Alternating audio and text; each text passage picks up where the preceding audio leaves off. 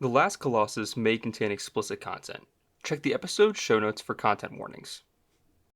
With Thruma being handled by King Ironbeard and the Ondavar eliminated, our heroes traveled towards a secret hidden exit that would finally take them back to the surface.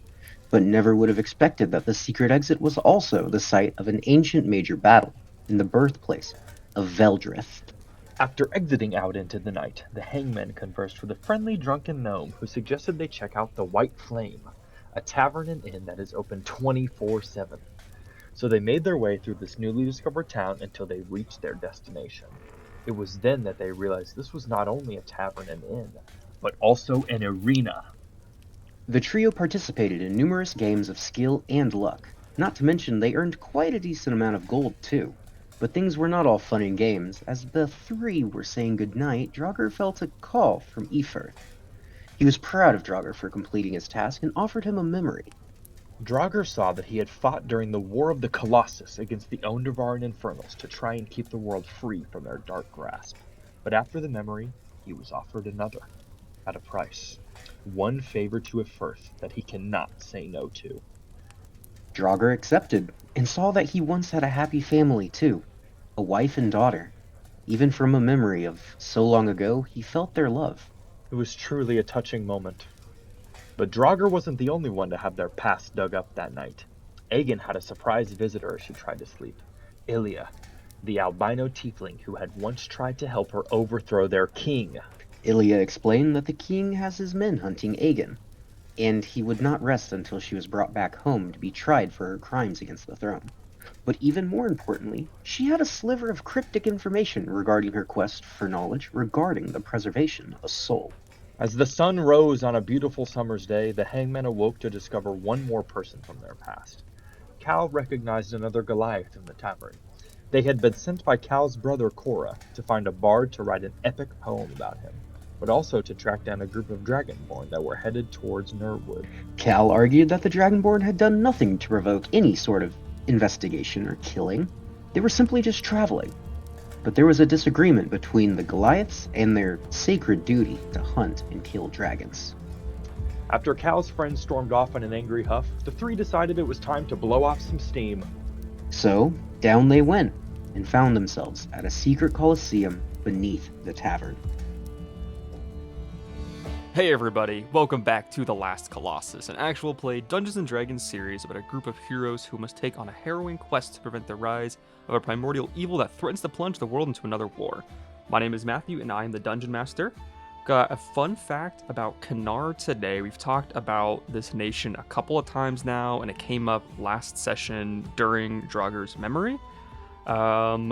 And it's kind of like become a fan favorite of ours. So just a quick little peek of what Kanar is.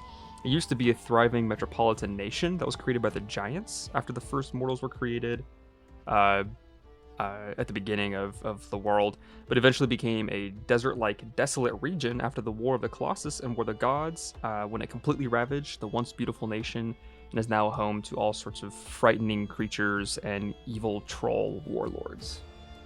Hell yeah. Hell yeah. It's actually like Mordor. Kind of is, yeah. It's kind of epic. Hey y'all, I'm Jordan. I play Aegin on this awesome, wonderful podcast that we all do. My fun fact today is that I'm fighting for my life with the Wi-Fi. As Noah heard earlier, me and John Concast are doing war.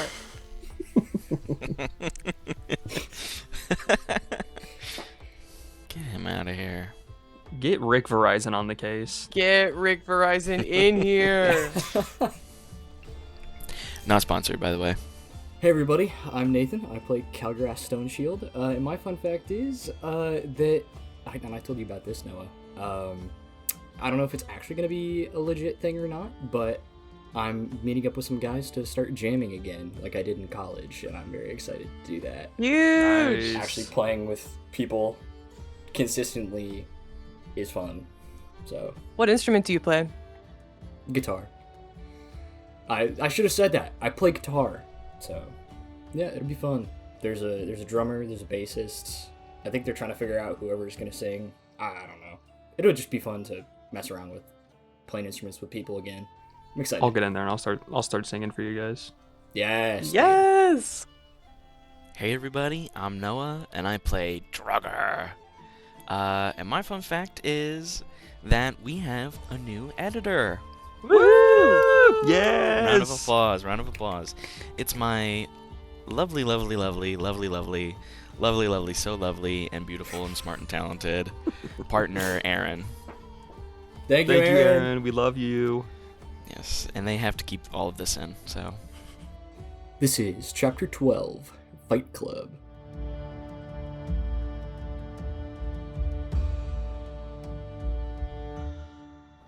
You've boarded the lift going down beneath the tavern and towards the arena. You and the other patrons that are crammed into the wooden lift are granted a sight of giant hand-woven tapestries and banners that depict epic battles between man and monster, all illuminated by flickering torches on either side of the banners. As you make it to the bottom of the descent, a wooden portcullis begins to rise and reveals a bustling area with small vendors, milling citizens, and bookies shouting betting odds left and right. Down a stone pathway, you see what appears to be a skillfully carved stone arena, a coliseum hidden beneath the tavern. The other patrons that are on the lift with you disperse to go speak to the bookies towards spits of roasting meat or towards the arena itself. Well, fellas, what do we think the move is? Are we going to be betting, seeing what the lay of the land is first, or do we just want to hop in there? The benefit maybe doing the first thing is we can see who's fighting, but I'm a little bit itching to get into a fight myself. So I could go either way, but my vote's more just kind of let's get in there. I think that is fine. What exactly are they fighting right now? Is there a fight going on right now? Yeah, so the arena is down this pathway. You can hear the cheering and yelling and stuff like that all the way from the arena. But outside, you don't know exactly what they're fighting right now. But it looks like the bookies have information about all of the fights going on and the odds and who you can battle and things like that. Well, I do feel that I must punch something right now. So, I'm going to... I don't know, let's talk to these people, I guess. They might know more. I think we should pick the strongest guy in here and kill him. Well, I don't think that you kill people in an arena fight, Drauger. I think you kill monsters. I go up to the whatever you call them, the bookie. The bookies, thank you. Yes. I go up to the bookie, are these fights to the death? Okay, so you walk up to a small stand with a painted wooden sign, and it reads, Ansbach's Betting and Battling. You see a, average-sized human man with this wild jet black hair, silver tunic, and he kind of waves to you as he sees you coming over. He says, the fighting is to the death with monsters, and it's to the exhaustion or severe injury with man. We can't be killing a whole lot of people. That's losing a lot of business, but you bet your ass you can kill any monster that comes into the arena. Are you, any of you all looking to place a bet or get on the action? Payouts are high today. You might as well make some coin while you're down here. Alright, so no killing people, but we can kill the monsters. Yeah, no killing the humans. No killing the people. But Damn. you can kill the monsters. I think we should fight a monster. Yeah, I feel like fighting a monster. I just don't feel like we're suited to non-lethal combat. What are the rules for our weapons? Do we use our own things, or do you provide gear? No. You take whatever you want. It's on your body in there. They're gonna check it when you get into the holding area, make sure you don't got no illegal weapons on you. And as long as they give you the thumbs up, you can fight with your gear. Alright, cool. What is considered an illegal weapon? Well, I rightfully don't know. I just take the bets. Truthfully, I think it would be more fun if you took illegal weapons in there, but it's more of just whatever the rules are. There are probably some legendary mythical artifacts gotten by ill deeds and stealing and whatnot that they just make sure that, you don't have anything too crazy. Like, if you're just going to go fight, a gnome or something, and you have the giant battle axe that can, flip gravity upside down and they have a dagger, might not be completely fair. That imagery is awesome. I see. Yeah, that imagery is so good. So it sounds like y'all are trying to fight some monsters, then you're trying to kill something. I think that is probably what we are going for. Magic or no magic? Yeah, I think so. Is magic permitted Oh yeah, magic is definitely permitted, especially against monsters. against people? Well, as long as you don't incinerate them. Look, we have a no-killing people policy. You get fined out the wazoo if So you I kill can a person, I can have okay? them meet my god, bring them to the edge of their life, but I can't burn them. Well, mechanically, you bring them down to a quarter HP, and that's what you count as taking a knee or severe injury. All right, and that's where you would stop the fight with them if they get down to 1/4 of their health points. If we had to throw some sort of mechanical rule onto it, that's where it would sit. We can also do like we can say this is non-lethal damage. I Yeah, know, you guys I can know. do one I'm just, full I'm damage, really though. just being like, Cal's gonna divine smite some dude and like have him meet Drauger. So you're saying we can pay to kill people? Just cost a little bit of money. Fellas, and we can I don't kill know if I like this That's out of line of character. That's out of questioning. character. Drauger, weren't you just like upstairs talking about how you didn't like murdering innocents? And it's like, I get the heat of the battle. It's addicting. It's whatever. But it's different whenever you're fighting for your life. It's either you kill them or get killed versus like for sport. I don't want to kill people for sport. Don't worry, I'm just joking. I'm simply playing off of Cal's excitement. I'm a little concerned about Kyle's excitement too. I want to throttle something. but just need I to check in with. let, let us fight. No, we Yes. need to get pumped. We are Yeah, we're going to let's kill, get pumped. No emotions We are today. going to kill a creature. Yeah, let's kill a creature. Cal, bench press me. I just grab Drauger and just just lift him above my head. Bench press me. Oh shit. All right, so you're looking to fight some monsters. Well, And he kind of like looks around. normally we're looking at a 4-to-1, 5-to-1 payout. But today, and today only, they brought in something real crazy. We have a very rare 6-to-1 payout. But let me tell you what you can fight first, all right? We got our 4-to-1 payout over here.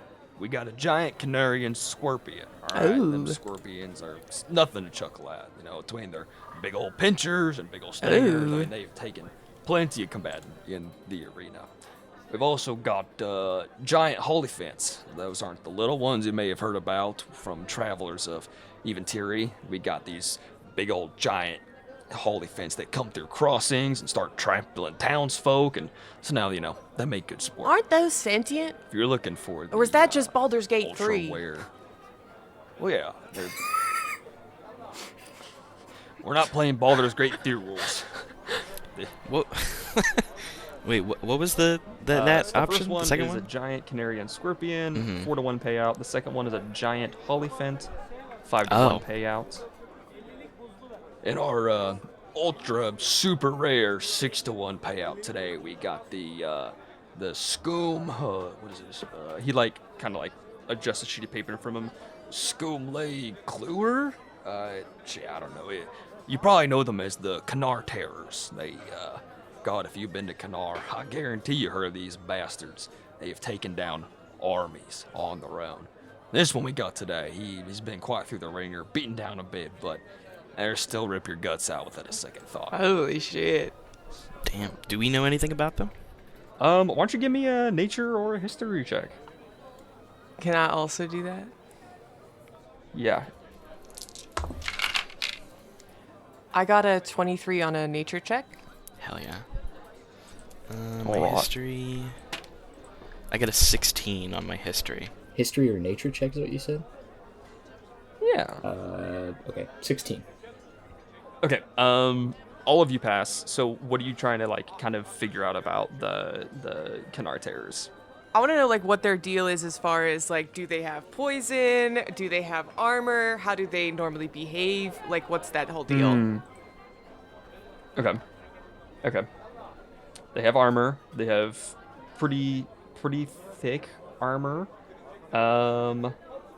They do not have any sort of poison or anything with them, but they just with their arms and mouth and tail do some crazy damage.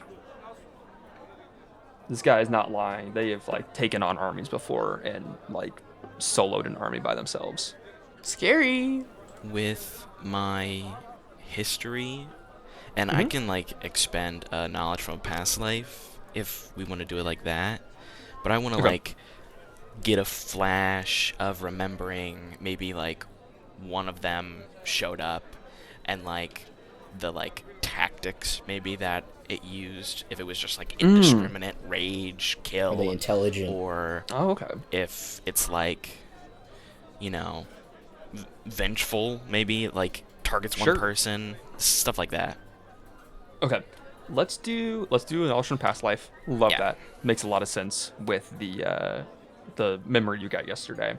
So as you go into your Drauger state and you kind of flash this memory from before, you see yourself first person on the battlefield of Kanar, and you are fighting amongst all these other soldiers against Ondavar, against Infernals, and you see this like huge beast. It's got these 4 giant muscular arms with fingers that are like short swords, these like big old feet that have like 10 toes with even longer claws than on the hands.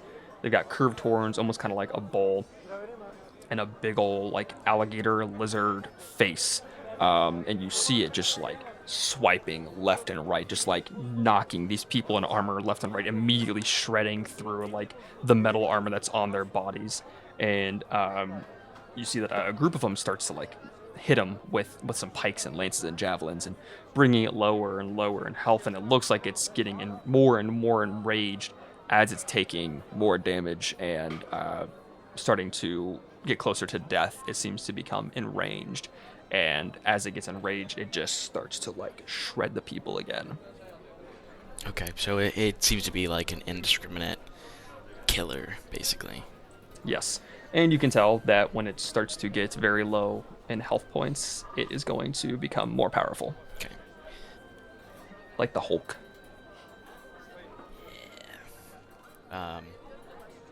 I say, I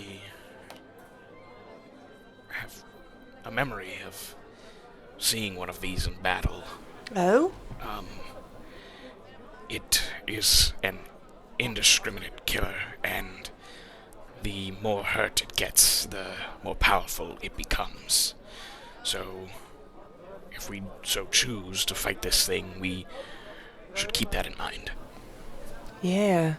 It just makes it even more fun to watch. The angrier it gets, the more deadly it gets, the more cheers you get, the more money you get. I mean, it's just a win after win after win situation for y'all. Yeah. Just out of curiosity, what's the deal if one of us goes down in the fight? Well, we got healers over Okay. in the holding areas. If you get completely killed, I mean, we help. Whatever money you spent helps go to fee getting your body over to the archway. Yeah. If you're severely injured, we've got healers within the holding areas to kind of Alright. help you out there. Good to know. That is good. With my check, have I know you said they're Canary terrors. Are there anything like that, stories or anything like that from anywhere else in the world in Elderfield, or are they just from Kanar? They seem to only be in Kanar. Okay. And they seem to have... You did a history check, right? They seem to have originated during the wars. They were not like one of the creatures that just seemed to like be made when the gods were creating things. Okay. It's sort of... There's been an air of mystery about where they even come from in general. But after the wars, instead of like scattering to the different nations, they kind of just stayed there. Okay. Interesting. Well, fellas, I have a sneaking suspicion that if we decide to journey to Kanar at any point during our adventures, save that guy's son and whatnot, we might be coming across more of these little critters. So get the practice in. Little critters. I think that is a good idea. I am for it. We always win, so this will be great. This is true. It just really is like, how fucked up do we want to get in this fight? And Drauger was the one who so kindly pointed out my seemingly death wish yesterday. So I don't know if I'm necessarily the best judge of what's appropriate. I mean, our saying is that the Hangmen always win. I do not see a problem with this. No, actually, you're so right. What am I saying? We're going to win. It is fine. Yeah, we're gonna win. We could get a lot of money for this. And we're gonna. No, it's not good. We're going to. So, how much am I putting all y'all down for? Remember, 6-1 odds. What is the bet that you're putting down? I'll put down 100 gold. I will also put down 100 gold. Drauger, do you want me to front you some coin? Yeah. How much do you want to put down? I only have 44 gold in my pocket. But if we could each put 100, That's a lot then of that'll gold. be 300 for our team. Sure. I'll put down. I'll cover you for the whole 100, Drauger. I got the coin to spare. Thank you. Thank you. Now, fellas, we just have to recognize that once we hand over this money, it's gone. That's the rules of gambling. It's not our money anymore. We've lost it. Anything we gain is like a nice surprise after that. And so we just have to be cool with leaving this place and not being able to buy jack for shit once we get into town. I think we can do it. Okay, so do we wish to go to town before No, we fight no. this? No. I'm just saying in case we don't win. I still have a little bit of gold. I will be okay, I think. Okay, well, here's 200 gold. Aegin, what happened to that confidence last night? What happened to that confidence last night? I need to get that back. Fuck. She's just like trying not to think about last night. All right, so I got y'all down for a 300 gold bet, which brings your total to 1,800 gold if you happen to survive and take down the Canard. If we happen to, no, we Now, will. we got. You will. All right, I like your attitude. So, all right. Now, what are they going to announce you as when you enter the arena? You got some sort of snappy name that they can Of bellow out into the course. crowd to get them chanting for you? Of course, Drauger. We are the Hangmen, and we never lose. The Hangman, and you never lose. All right. Because we're about to lose All right. so bad. And Oh. he hands you a small slip of paper with the name of your group, your wager, what you're fighting, and a quickly scrawled signature. And he says, All right, now hand this slip of paper to the guard when they ask you about it. It's got all the information for them, and they will get you squared away. Anything else I can do for you lovely folks today before you go fight? I don't believe so. Thank you so much for all the information. You're very kind. All right. Well, I hope that I will see you all in one piece at the end of this, and none of y'all have to get taken over to the archway. We'll see you in a bit. We will see you later. all right. Drauger is like so excited.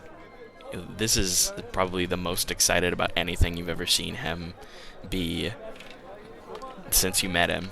Drauger, I didn't know you were so into the fighting for sport. Is it just fighting a monster? Is it this particular monster? What is it?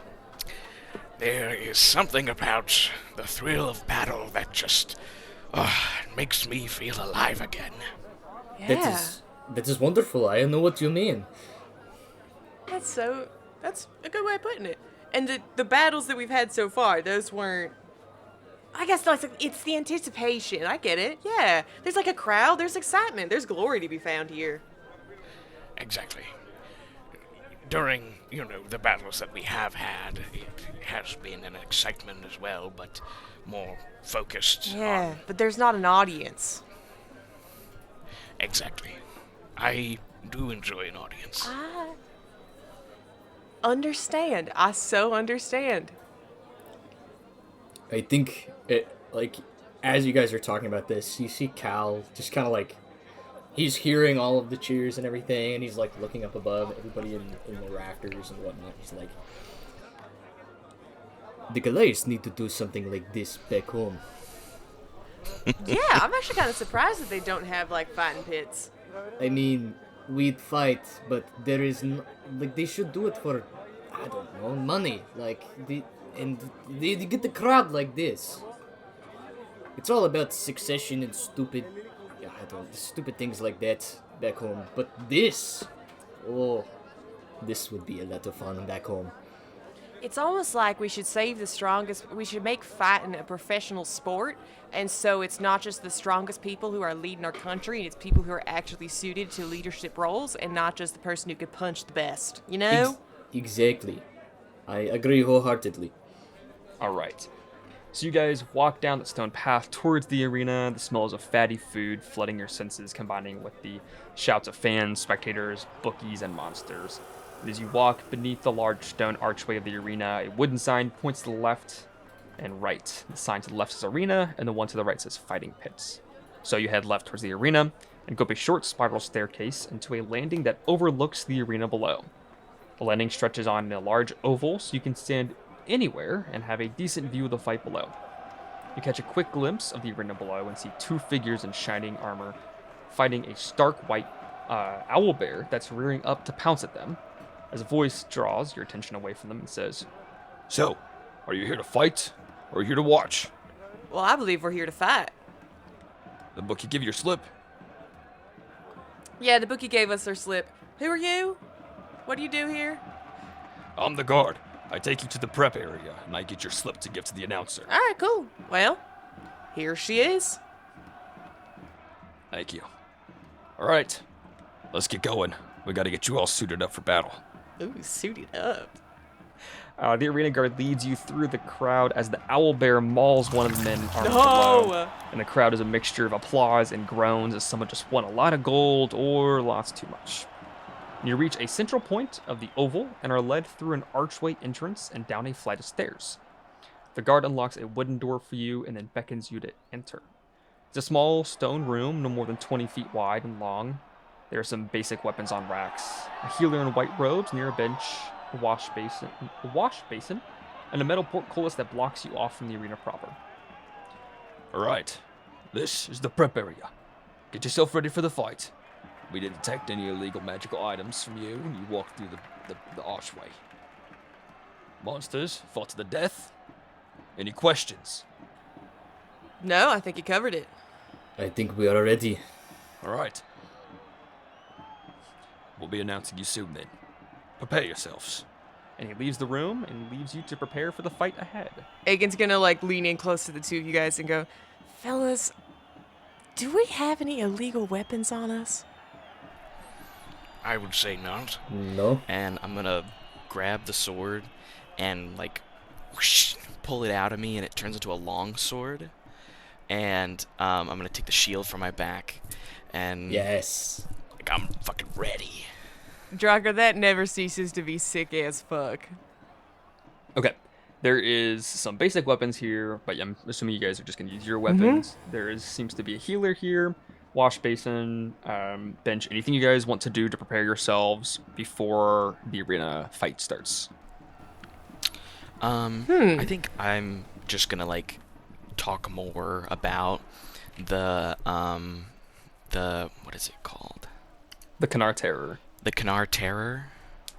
And that's gonna be my inspiring speech, just saying We have to overwhelm it with power. Yeah. and everybody is gonna get 9 temporary hit points if you don't already have it. Woohoo! Hell yes. Aegin's gonna make sure her quiver's set solidly at her hip. She's gonna tie her bag with her book, like her backpack, really securely onto her back, and just kind of make sure she's got everything in order. Okay. Cal sits down for a second, and he puts a shield in front of him. Then you just hear him start muttering a prayer to Drauger. Drauger, protect us. And then, Aegin, Cal walks up to you. he grabs some dirt off of the floor. Forgive me from this. And he pours it over your head, and I cast Stone Skin on you. Slay! Nice. Forgive you for what? for putting dirt over you. That Oh yeah. She loves getting dirty, Oh, bro. She loves being in the dirt. She literally like rubbed her face all up in it. I was like, after you guys got "Grass!" back up. Okay, so as you all finish getting yourselves prepared, praying, getting your packs, situated on yourselves, drawing your weapons, you hear a loud horn from outside the room bellow, and the cheers of the crowd shakes the small stone chamber. You hear the healer saying a quick, quiet prayer to Calibri, the goddess of luck, then Trisanda, the goddess of justice and courage. And the portcullis rises as an announcer bellows. Patrons of the White Flame, it is my honor to introduce to you for the first time, the Hangmen. And a mix of cheers and boos fills the air as you step into this large, sandy arena. Drauger steps out with his shield up and his sword kind of like hanging down, and he walks forward, taking in the sounds and the crowd, and he lets go of the sword, and it floats, spins behind him back around, and then he catches it up in the air. Nice. And lets a green flame blade alight it with Hell yeah. fire, just to try to get everybody pumped. Yeah, you get a chorus of cheers as you do that. Oh yeah. Maybe possibly a heroic inspiration. Damn. Oh, Charisma check? Sure. Why don't you do a charisma check? Performance? Okay, well, you can do performance check, yeah. What is my performance? bribing the DM. 19. Okay, yeah, give yourself inspiration. Yes. Hell yes. Cal walks out, and he kind of does a thing that he did earlier, where he's taking in all the crowd and everything. And he takes his shield off of his back, takes his warhammer, and bashes the front of the shield with his warhammer. Yes. And then he raises the shield up so they all see the eagle on the front of it.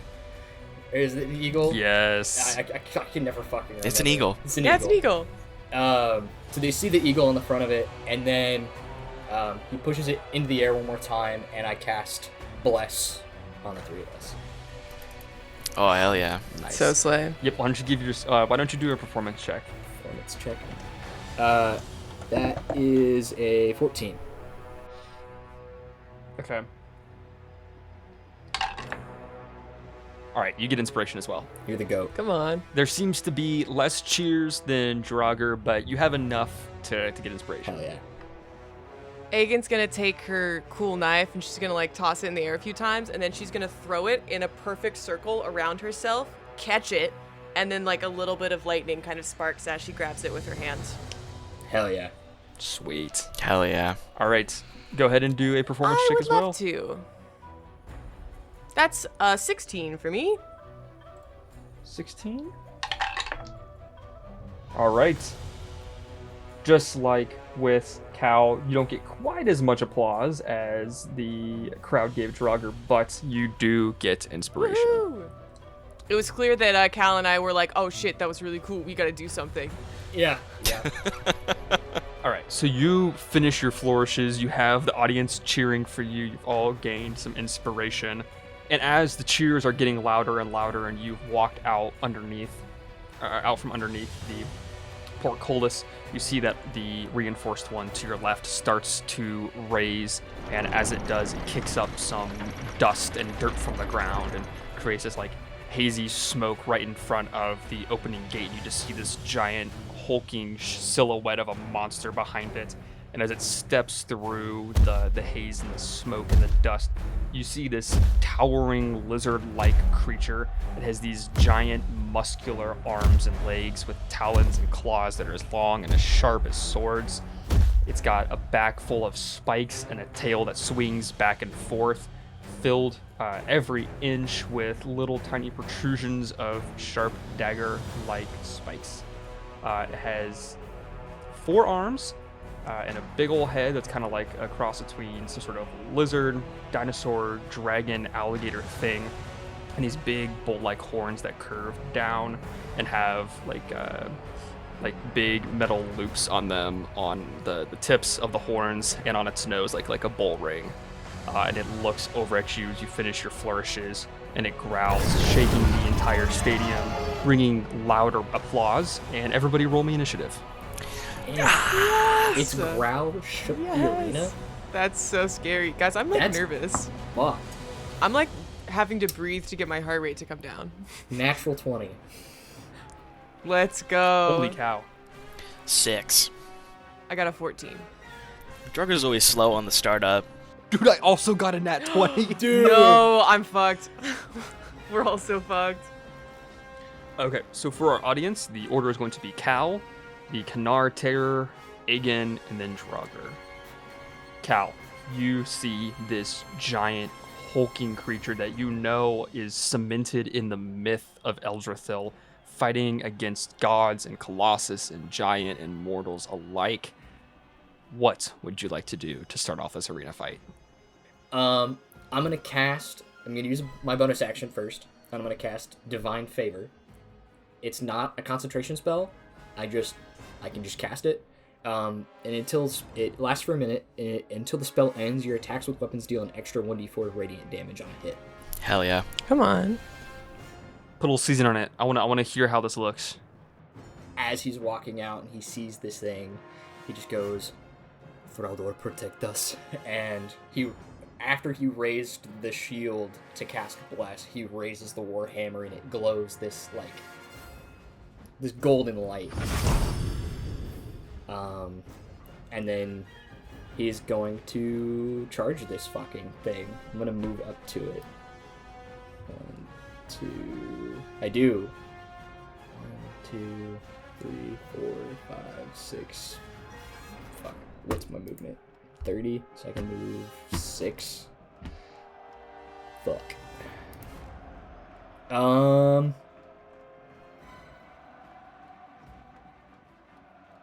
I think I'm gonna stand next to the pit. So I put this pit. So Cal runs up towards the terror, but I don't have enough movement to get to him. So I'm gonna run and put one of these pit traps in between Cal and the terror. So as you stand next to the pit, you run over towards it. You're kind of putting it between you and the Kanar Terror.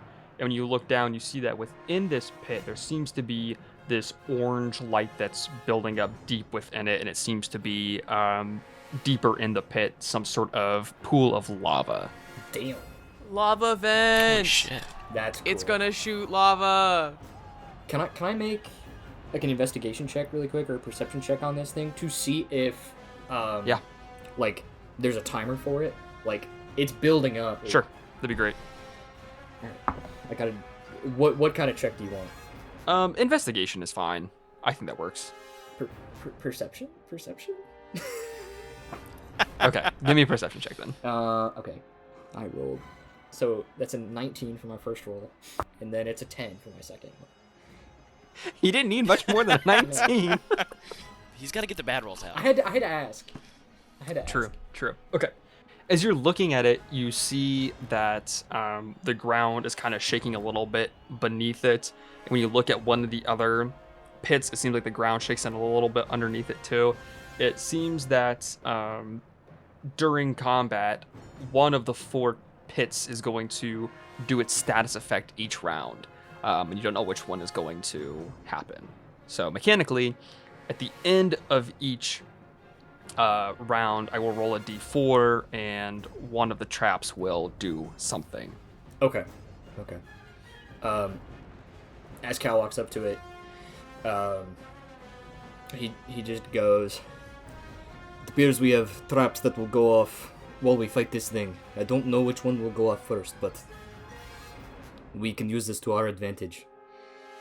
And then, if that doesn't cost my action, I'm just going to hold my action. If this thing comes towards me, I'm going to attack it. And then I'll have Ook. Do a fucking pebble launch at him. Throw pebble. Yeah. He activates, and as he looks over, his like little mouth just kind of goes down a little bit. His face is kind of gaping. He's like, Oh no. Ook, you've slayed scarier foes before. We fought the dragon. This is I nothing. believe in you. I don't think he hits. He rolled I a always knew 10. he was a coward. he did not hit with a 10. No, it like bounces off the canard tear. Like it's like kind of looking around. It's observed, like looking up at the stands as people are like It cheering just and shouting. aggroed it. But then this pebble just like bounces off its cheek, and it like looks over to you with a growl. no. Okay. Good job, Luke. You got its attention. Yeah, the canard terror fully emerges from the gates of its holding pin and is going to move. And as it takes its second step, you hear this loud clunk as this metallic jaw bursts from the sand and tries to grapple around the Oh shit. terror's foot. Whoa. It appears that there are also some sort of hidden like bear traps in Oh, the fuck. ground. Okay. It is gonna have to make a dex saving throw and easily passes it. So it like clunks, and then the terror just like steps on top of it and completely just like reopens it and smashes it into pieces. And it is going to come up right on the other side of the pit, directly across from Cal and Oog. And it is going to make its first attack on you. It's going to lean its giant, monstrous, dragon-like head forward and try to take a bite at you. That is a 16 to hit. Does not hit. Okay, so it like hits its head against like the side of the pit as you skillfully step out of the way. But as it leans its head back up, it's gonna take one of its giant arms and try to claw at you. Did you crit? Yeah. Stone skin. Bruh. Stone's endurance. Bruh. I mean, Ook really did taunt this thing. So. Ook, no. We gassed him up too much. He got too confident. My next character is gonna be a divination wizard. You're already planning. Yeah. Fucking need it. I rolled so low. Good. 16 slashing damage. That's low. So low, 16 slashing damage? Brother in Christ. Okay. Yeah. I told you guys it was the very rare 6-1 super dangerous god Yeah, fighter. absolutely. Could have fought the scorpion. 100%. I was definitely feeling the scorpion, but it's you can't present us with an option and not expect us to go with it. That's kind of like the thing. I rolled as low as I could on my D12. Ooh. What? So I got a 1. So I lose I reduce 3. Oh, okay. Yeah, it's 1d12 plus 2. So 13 damage. All right. It growls at you as it like slashes across your chest, like completely just like knocking your shield out of the way, and just completely ignoring it altogether. Just slams into you. Temp HP. That's why we got it. All right, Aegin. Oh, since I got hit, Bless. I need to make a I concentration think it's only saving 10 throw. is the DC.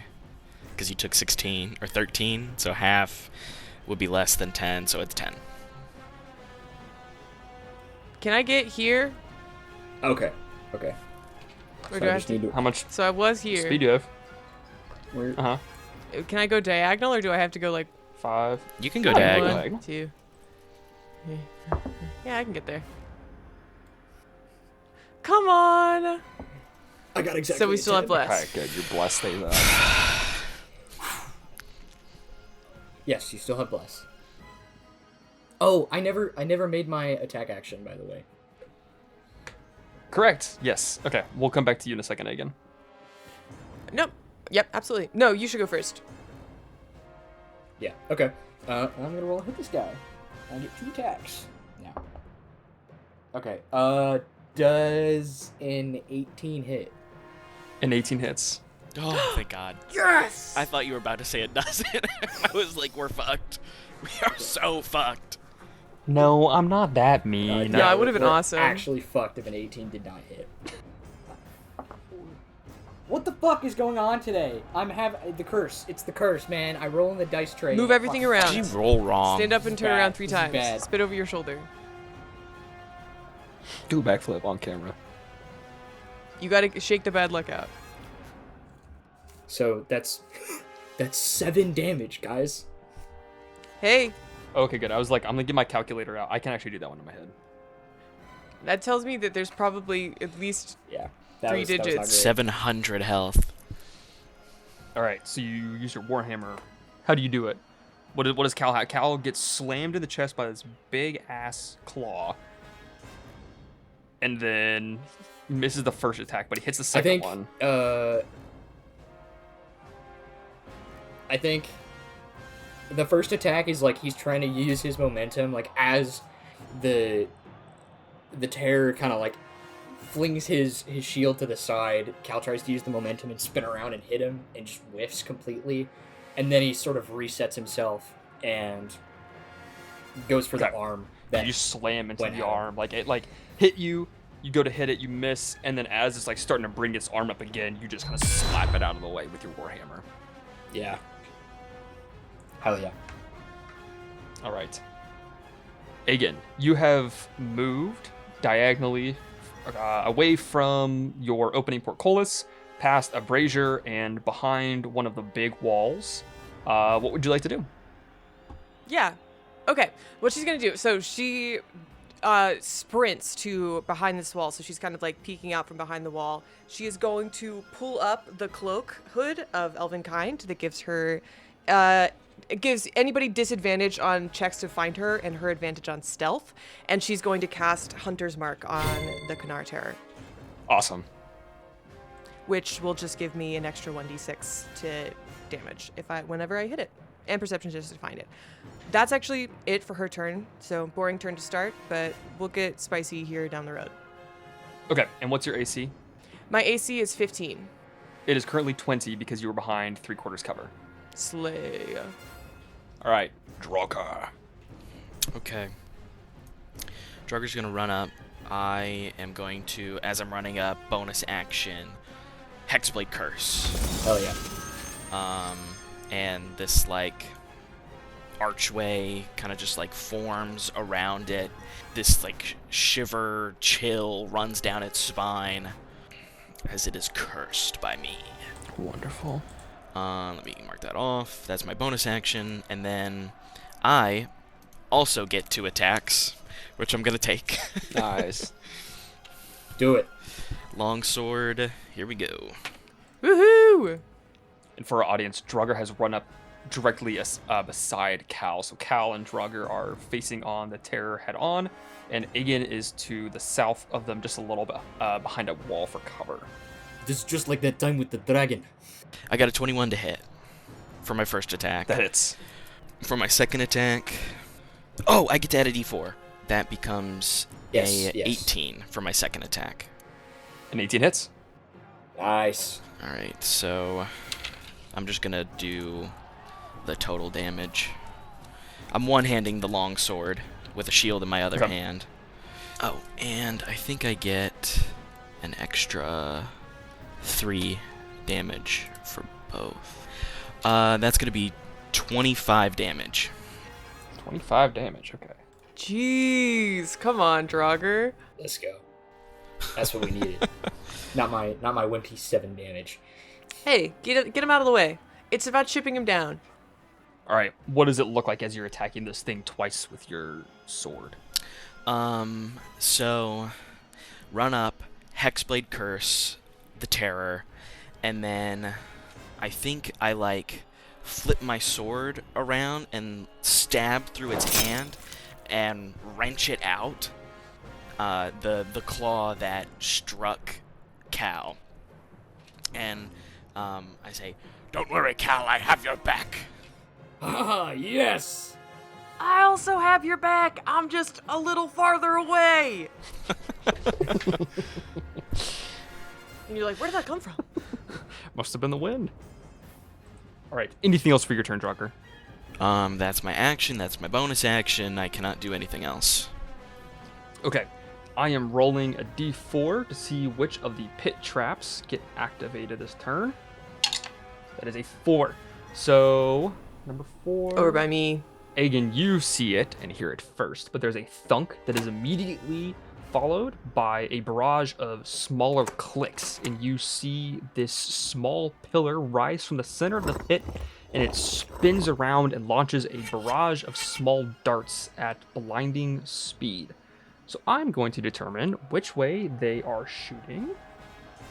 I'm just going to go ahead and roll that dex saving throw.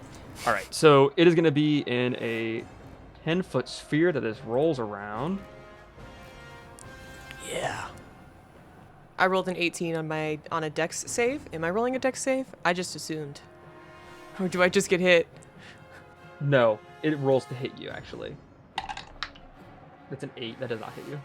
Yes! Even better. So you are behind the cover, and they just Nice. above your head and thunking into the wall and into the ground, and none of them hit you. And then you see the pillar falls back into the pit. Cal, it is your turn. With Drauger beside me, I feel a little more gung-ho about this, and he's gonna hit this thing again. He's gonna go for this thing's claws. Swipe at the claw that came after both Cal and Drauger. Okay. 23 to hit without even adding bless. 23 hits. All right, and then I'll just roll my second attack, and that's gonna be a 26 to hit without bless. That'll hit. Are you gonna divine smite any of these? Yeah, I will. Okay, so that's gonna be 20 damage, just bludgeoning damage with the warhammer, and then I get to divine smite him. So I'm gonna do that. Yes. Let me know what type of damage it does, because it does have some resistances and stuff. Actually, you know what? Because I hit him, I'm actually gonna make that a second level attack. So I'm gonna do, how much is that now? I think it's just an extra 1d. Yeah, 1d8. So I'm gonna add Holy cow. 3 d8s of damage to this. So it's at 20 bludgeoning right now. And then I'm gonna add 3 more d8s. 7 and 2 is 9. With another 7 is 16 radiant damage. So 36 damage total. Damn, 36 damage. Yes! Guys, I don't know why I was so stressed. I love playing with fire. Oh, I forgot. I'm so sorry. I forgot. I get to add 2 more d4s onto that because I have Divine Favor on. Yes. Yes, you do. 6 more radiant damage on top of that. Hell yeah. So that's 42 damage total. All into this thing's claw. I'll just, slam it, and then it glows this bright white gold. Slam it, swing back again, it just, glows again. Just keep, I imagine, the scene from Endgame when Cap throws the hammer, brings it back, and then hits Mjolnir into it, and then grabs it. That's just what you're doing with the, Yeah. with the Warhammer right now. Full onslaught on this thing's claw. All right. What is Ook doing for his turn? Oh, God. Little pebbles start dropping off of him. Yeah, he just he throws another pebble at him. Yeah. I'll have him throw it. This will be a 14 to hit. 14 does not quite hit, no. Okay. He misses again. All right. And as this pebble just bounces off his nose, he again brings that hand that you've been hitting to swipe at you.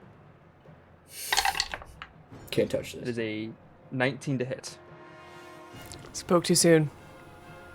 Can I use 2 of my... It's a reaction for your Ring of Iron Defense. Yeah, can I use 2 charges at one time to give me +2? Yeah, you can use up to all 3 charges at once. Okay, then I'm gonna spend 2 of those and give myself use 2 charges on my Ring of Armor defense to give myself 17 AC. So it does not hit me. It was a 19 to hit. Right, but meets it beats it. So No, if you have 19 AC and he rolls a 19, he still hits you. right. So if I spend 2, then I have. The fuck am I saying? The fuck are you What's your saying? AC right now? It's 18. That's what I'm So, clarifying. Yeah, then I add 2 more to give myself 20, so he doesn't hit. Okay. I don't know why the fuck I was. You thinking said 17. Yeah, I was thinking. So that's why I was like, I don't know wait a why. minute. That's not. I was thinking backwards for some reason. I was thinking about We got his there. attack roll. We got there eventually. Yeah. So it brings this giant claw down, and right before it cuts into you, you hold up the ring. The blue shield shimmers around you, and it like crackles with energy. It just repels the arm backwards. It growls, gets angry, and you see it start to turn its body, looking like it's going to turn away. But then this giant tail swings and is going to go for both Drauger and Cal. Oh, damn. Can do cleave. Woo! That is a 18 to hit. That'll hit. Shit. Oh, 18? 18. I'll also expend 2 charges of my ring Okay. and block it. All right. Anything you're doing to block it? No. I'll just. Yeah, I can't do anything. You'll fuck it out. You'll be fine. So the tail slams into Drauger's chest, but the blue aura of the shield of the ring just deflects it and swipes all of it into Cal. You're gonna take 17 bludgeoning damage. 2 bludgeoning damage. Okay. Brother, you need a heal. Ooh, I'm ooh. okay. Hey, how you looking over there, Cal? I'm okay. Oh, I need to take another concentration check. It was 17. Yes. 17 halved is. Yes, It's still at 17. So, Come on, brother. and I passed with a 17. Yes. Okay. Aegin, it's your turn. Woohoo! Yeah, so Aegin is going to peek out from her cover, and she's going to take 2 shots at this thing. Okay. Add d4s. That's a 25. Yes, 25 hits. Yeah, so Aegin peeks out from behind cover and takes 2 shots with the bow. On the first one, it's a 25 to hit, and she's going to also activate her favored foe. So as soon as this arrow hits, there's like this kind of like I want to say like blue pulse of electricity that just kind of like goes out and covers the whole creature. So it's like she knows exactly where it is in space. And so what that's going to do is that's going to give me an additional d4. So now I'm adding 2d4 plus a d6 onto whatever damage I roll. That's 18 damage for my first attack. Okay. What kind of damage are you doing? This would all be piercing damage. Does it have resistance to piercing damage? I will not tell you what it has resistances, vulnerabilities, or whatever's to. No! Yep, 18 hits. Okay, great. So I rolled a 15 on the die for the second shot, but I added that bless, which gave it an additional 3, making it an 18. And that's going to be another 18 damage. And last thing she's going to do, she's just going to duck a little bit closer to this wall. And that's your turn. Okay, cool. All right. Yeah, so you shoot off these 2 arrows. One of them kind of like radar pulses this thing.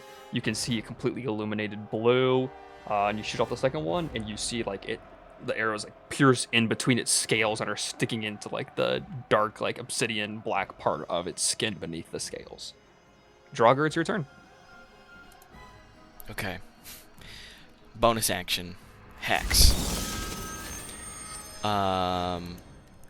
The archway, like, around it opens up, and this, once again, like a skeletal hand just phantasmally enters, like, into it, grabbing at its soul, and I'm going to hex its dexterity. So it will have disadvantage on dexterity checks. Okay. Does that just stay up until you hex it again?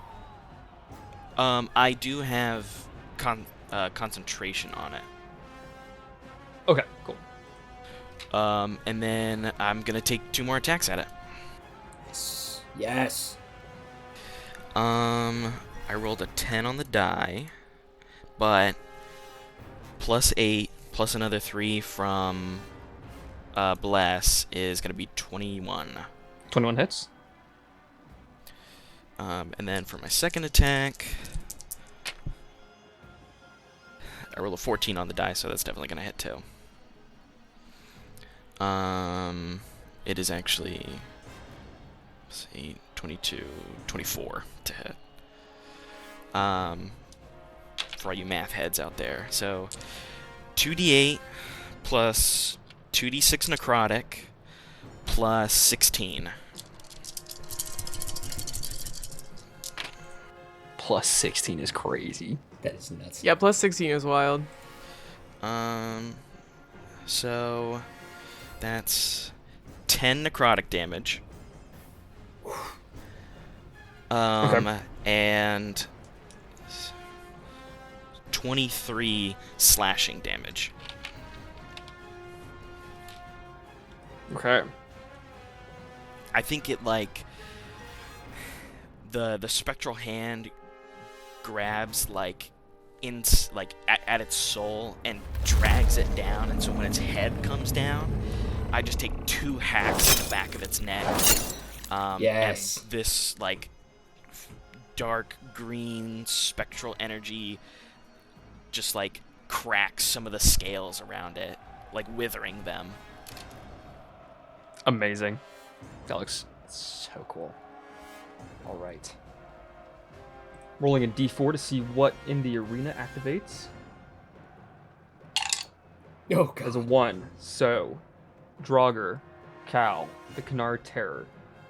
All of you see that orange light that was building up from deep inside the pit suddenly grows taller and taller and sends out a giant plume of fire blasting out in a 15-foot sphere.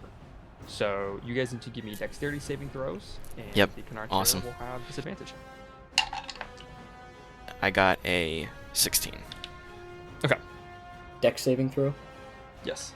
12. Okay.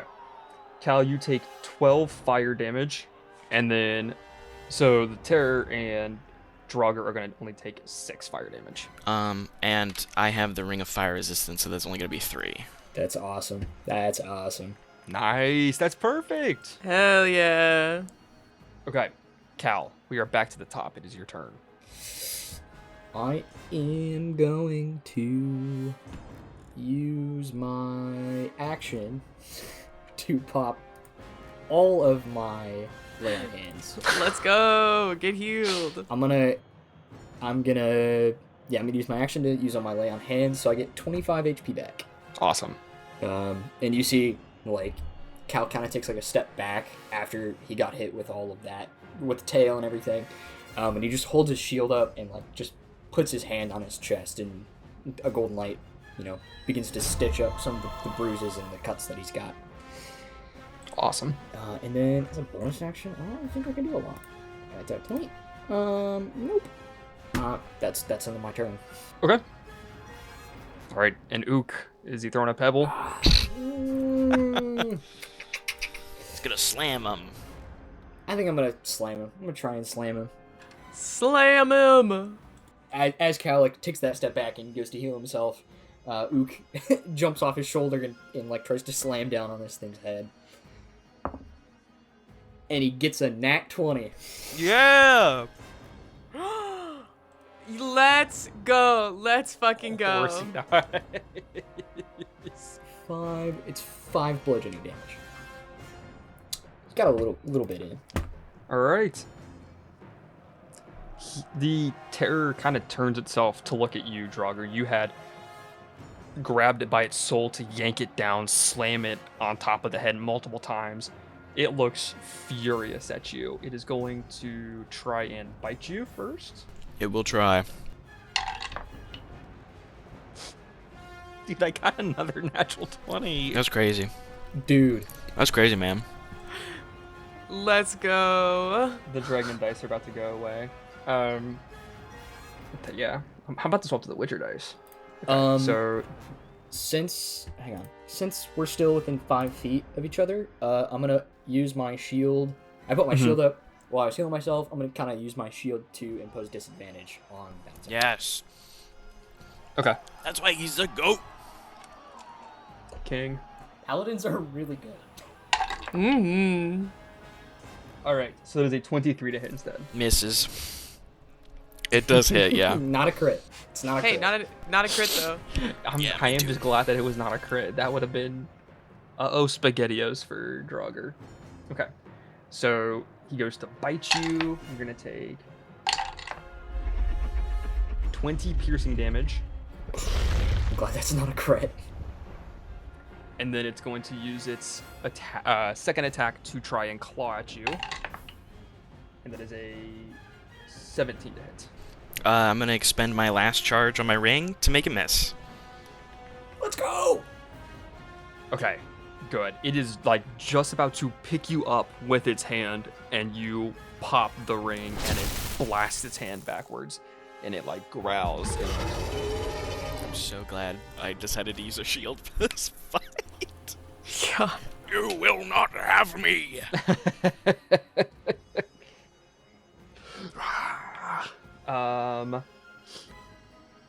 Aegin, will you read me the verbiage for trying to find you? For the Cloak of Elvenkind? Yeah, absolutely. I would love to. Yes. It saw 3 creatures enter the arena, and it's only fought 2. So after it gets... And it just got hit from a unknown source. Yeah. And it has 2 arrows lodged in its side. It like lifts its head into the air, and you see Drauger and Cal, these like giant nostrils start to like flare up a little, like it's smelling the air, trying to figure out where this third combatant is. While you wear this cloak with its hood up, Wisdom perception checks made to see you have disadvantage, and you had advantage on dexterity stealth checks made to hide. Okay. Why don't you give me a dexterity check to hide, and it will make a wisdom check to try and find you. I would love to. So roll disadvantage. That's a 16 total for me. That is a 8 as its lowest one, so it does not find you. So it like lifts its head into the air, takes a couple of deep breaths, and can't quite figure out where you are. And so it is going to just take like a step towards you guys a little closer, as it determines that perhaps there is only 2 people in the arena. All right, Aegin, it is your turn now. Yeah, I would love to run over to this area behind here. And as I run, could I make a perception check for traps? Yes, you can. That's going to be a 20. Yeah, you definitely see it. Okay, you can tell that there is one trap actually directly in front of this wall that you were hiding behind. Right there. Okay. Another one of those claw traps. So you've run from one 3/4 wall, cross to another 3/4 wall. You still have 3/4 cover, so +5 to your AC. And you know where one of the traps is now. Yeah. Okay, great. Awesome. And I'm going to cast Summon Beast. Yes. Yes! Awesome. I'm going to call forth a bestial spirit. Amazing. Manifest an unoccupied spot, yada yada. And so I'm going to summon a land beast. Okay. That is going to appear on... I want it to appear like... I'm going to move my guy real quick. I want it to be like over here. Okay. Behind him. Behind it. On this side, possible. I'm trying to decide what I want this land beast to look like / be. You get to just decide what it is? Yeah. Like its appearance? Hell yeah. I get to just decide. And so right now I'm deciding between like, do I want it to be like an actual animal that I'm like summoning from the ether, or do I want it to be like... I think it'd be really cool if it was like a lightning creature. Hell yeah. Because I'm kind of going with the lightning vibe. Not that it needs to do lightning damage, or it just has that aesthetic.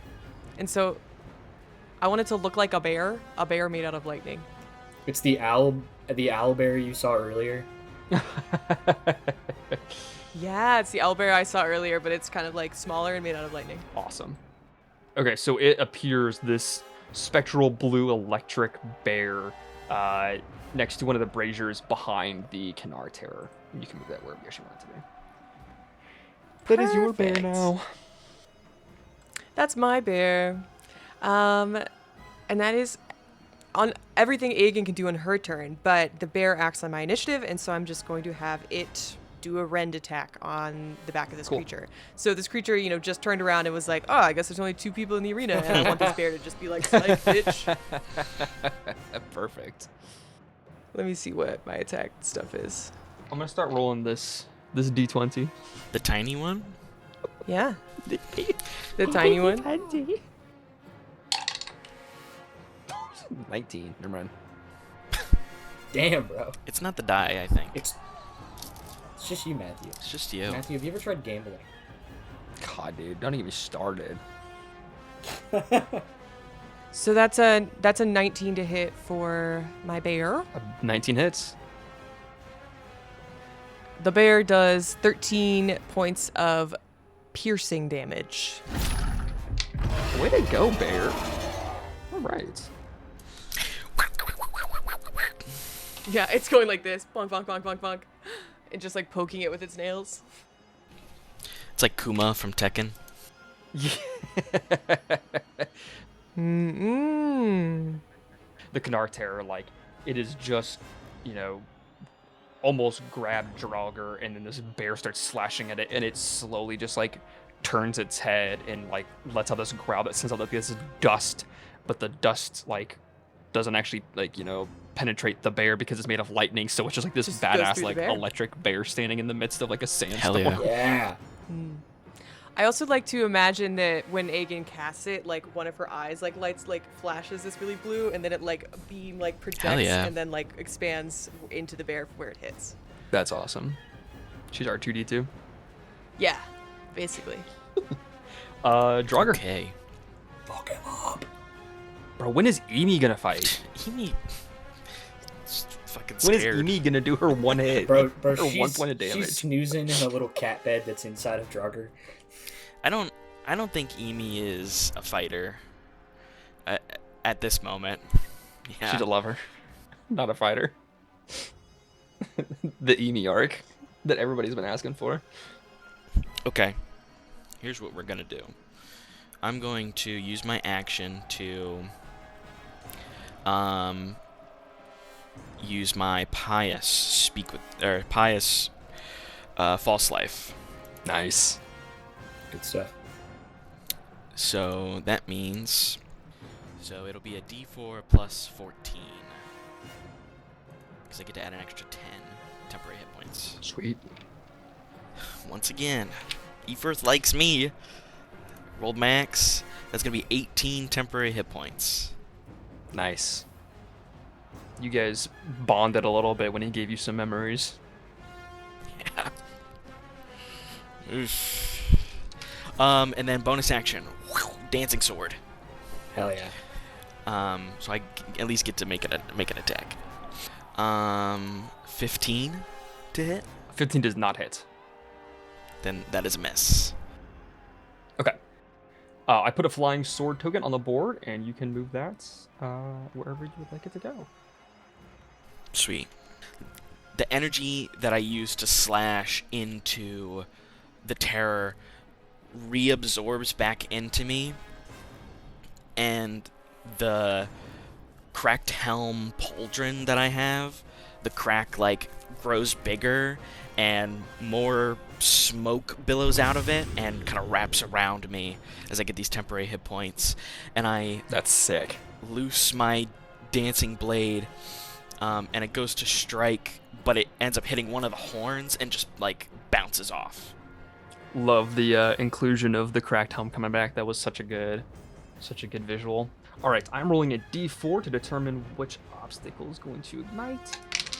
That is a 2. Hey, can you keep getting in the midst of them? I was like, oh, okay, good. No. I was like, you're definitely outside of it. Okay. Nah, it's cool. It's the only way you're gonna get damage off on me this time. So. Damn. Yeah, dude, for real, you were just hiding. It cannot find you right now. But you feel static start to prickle your skin, and you see the mouth of the pit that's near you starts to glow with this blue-white energy before it sends out a web of crackling lightning in a 30-foot cube. That's your thing. Oh fuck! That's my thing. 30 That's centered huge. on there, which means that 30-foot radius or diameter? 30-foot cube, 5, 10, 15, 20, 25, 30. Yeah, that's 30-foot cube right there. Brother, that's big. Holy shit. And it's centered right there, which means that the Go on and get that beast in terror there. is technically in it. It'll roll. Why would you say that? We don't want your beast to go away. No, not my beast. The beast. All right, there it is, right there. All right, so I need you to give me a dexterity saving throw. I would love to give you one. That is a 23. Nice. You'll take half damage. 24 with bless. All right, you guys tell me. I'm saying yes, the Canar Terror is technically within this tiny little centimeter of the square that touches its tip of the tail. Are you guys counting this as well? Sure. It's got its tail in there. All right, Take what we can get. I'd say count it. cool. If there's more than one creature in the cube, the damage is doubled as the lightning arcs between two creatures. That's why he asked us. Yep. Bro. All right, so the terror is going to make its disadvantaged saving throw. It passes both. Okay, so you guys are both going to take half damage. But times 2, so basically just regular damage. So I'll roll what the double damage is, and yeah, so technically just Got it. it took my brain a second to figure that out. So that is 9 divided by 2, so 4 lightning damage. That's not bad at all. No, that's nothing. These are kind of like wimpy traps to just kind of, just kind of spice up the arena so you're not just standing in one place the whole time, maybe. I think like Aegin feels the lightning is like has an oh shit moment, and then it just kind of like shocks her a little bit. She goes, "Damn, my lightning's stronger than that." That's true. It is stronger than that. Okay, Cal, it is your turn. Okay. Seeing that I healed myself, man's just gonna keep hitting this thing. There is a trap that I uncovered, so if we want to try to start forcing it back towards that trap, that could be something. But I don't know if that's worth it. Okay. I'll try something with that. So Cal's gonna attack twice on this guy. Yep. It's a 23 to hit without bless the first time. 16 to hit the second time. 16 does not quite hit. Okay. And I'm gonna use my heroic inspiration on that second attack. Hell yeah. Try to hit him with advantage. Yeah. And that will definitely hit. That's a 24 without bless to hit. Yeah. That's awesome. That's gonna hit. So I'm gonna try to shield bash him after I attack him. Cool. So let's roll damage first. I don't think it will work, but I'm gonna try it anyway. So that is 9 plus 8 is 17. And then do I want to... 17, is that your bludgeoning damage again from your Warhammer? Bludgeoning damage, yeah.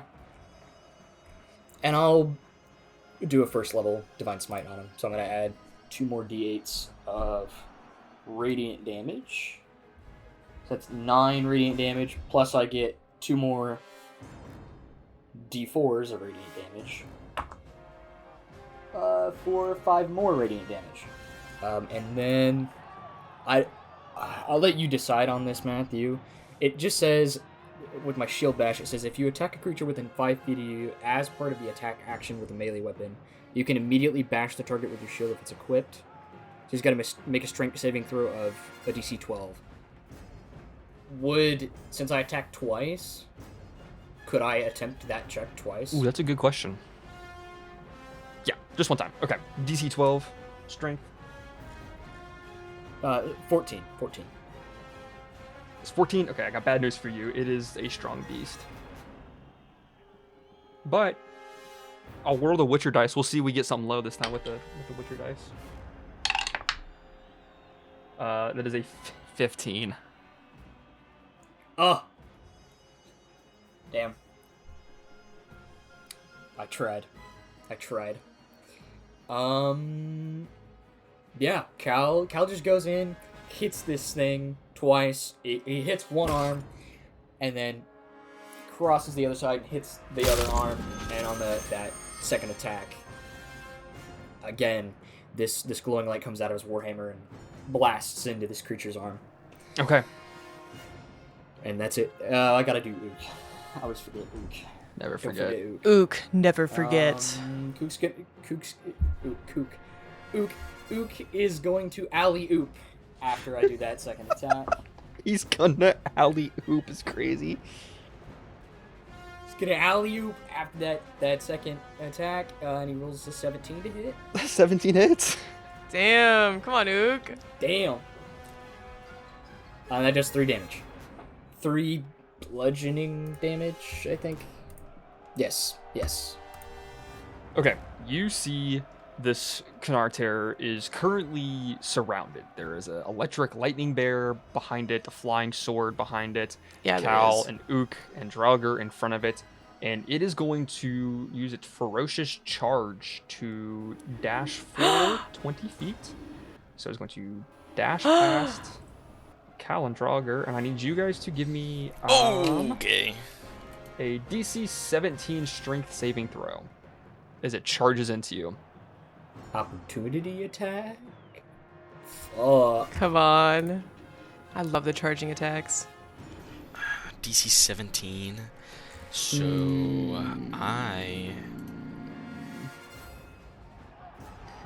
Do I get anything for this? I don't think I do. I rolled a 1 with burnt ends. A 1 with burnt ends? Oof. Yeah, it's a 2 minus 1 is 1. Oh, a 1 with burnt ends. Do I use my inspiration? I think... I've got a -1. I don't think well, so. that's fair. But how many hit points are you at? 44. Okay, I'd say you're fine. Yeah, you're okay. I got a 19. Matthew. So, Drauger, you are going to be thrown 10 feet backwards. You are prone, Holy shit. and you take 10 slashing damage. Okay. And it is going to use its movement now. 10, 15, 20, 25, 30. Walk behind the brazier and close to Lightning Bear. So it has distanced itself from Drauger, who touched it in its soul in a terrifying, haunting way. Getting away from Cal. Yeah, so you see it like gets down on all 6 of its arms and leg, or whatever. 4 arms, 2 legs, gets down on all 6s, and it starts to charge forward. Cal, you hold up your shield so you don't get knocked all the way out. Drauger, you get pushed back 10 feet and fall to the ground as it charges and then kind of skids in the dust and the sand, like kicks it up into the stand so they can't see, and they're like, oh my god, what's going on? Blah, blah. And then it runs behind the brazier, like using its arms to like propel itself That's against so the awesome. wall, jumping and then like skidding to a halt, kind of looking at the lightning bear. And it can't see you right now, Aegin, but it's like looking in your and the bear's direction. Oh, yeah. Nice. Does, I know it did a charge attack because it moved.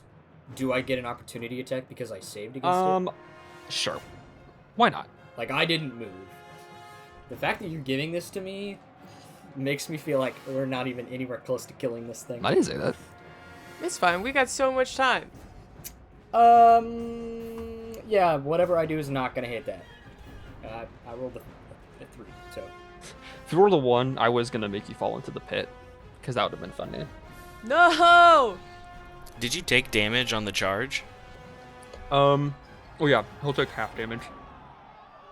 So it's 5 slashing against you. Also, I just realized, Jordan. Hmm? It has keen senses as a trait, which means it has advantage on perception checks. So the next time that it rolls to try to find you, It's it'll just roll rolling flat. Which actually, you know what, while it's here, Sounds why, good. why doesn't it just do that? Yeah, it's looking right at me. I passed my concentration for Hex. I did as well. Okay, perfect. Okay, do you want to roll me another stealth for your... I would love to. You advantage, it has just a straight roll. I got a 15 plus 4 is a 19. Man, it found me.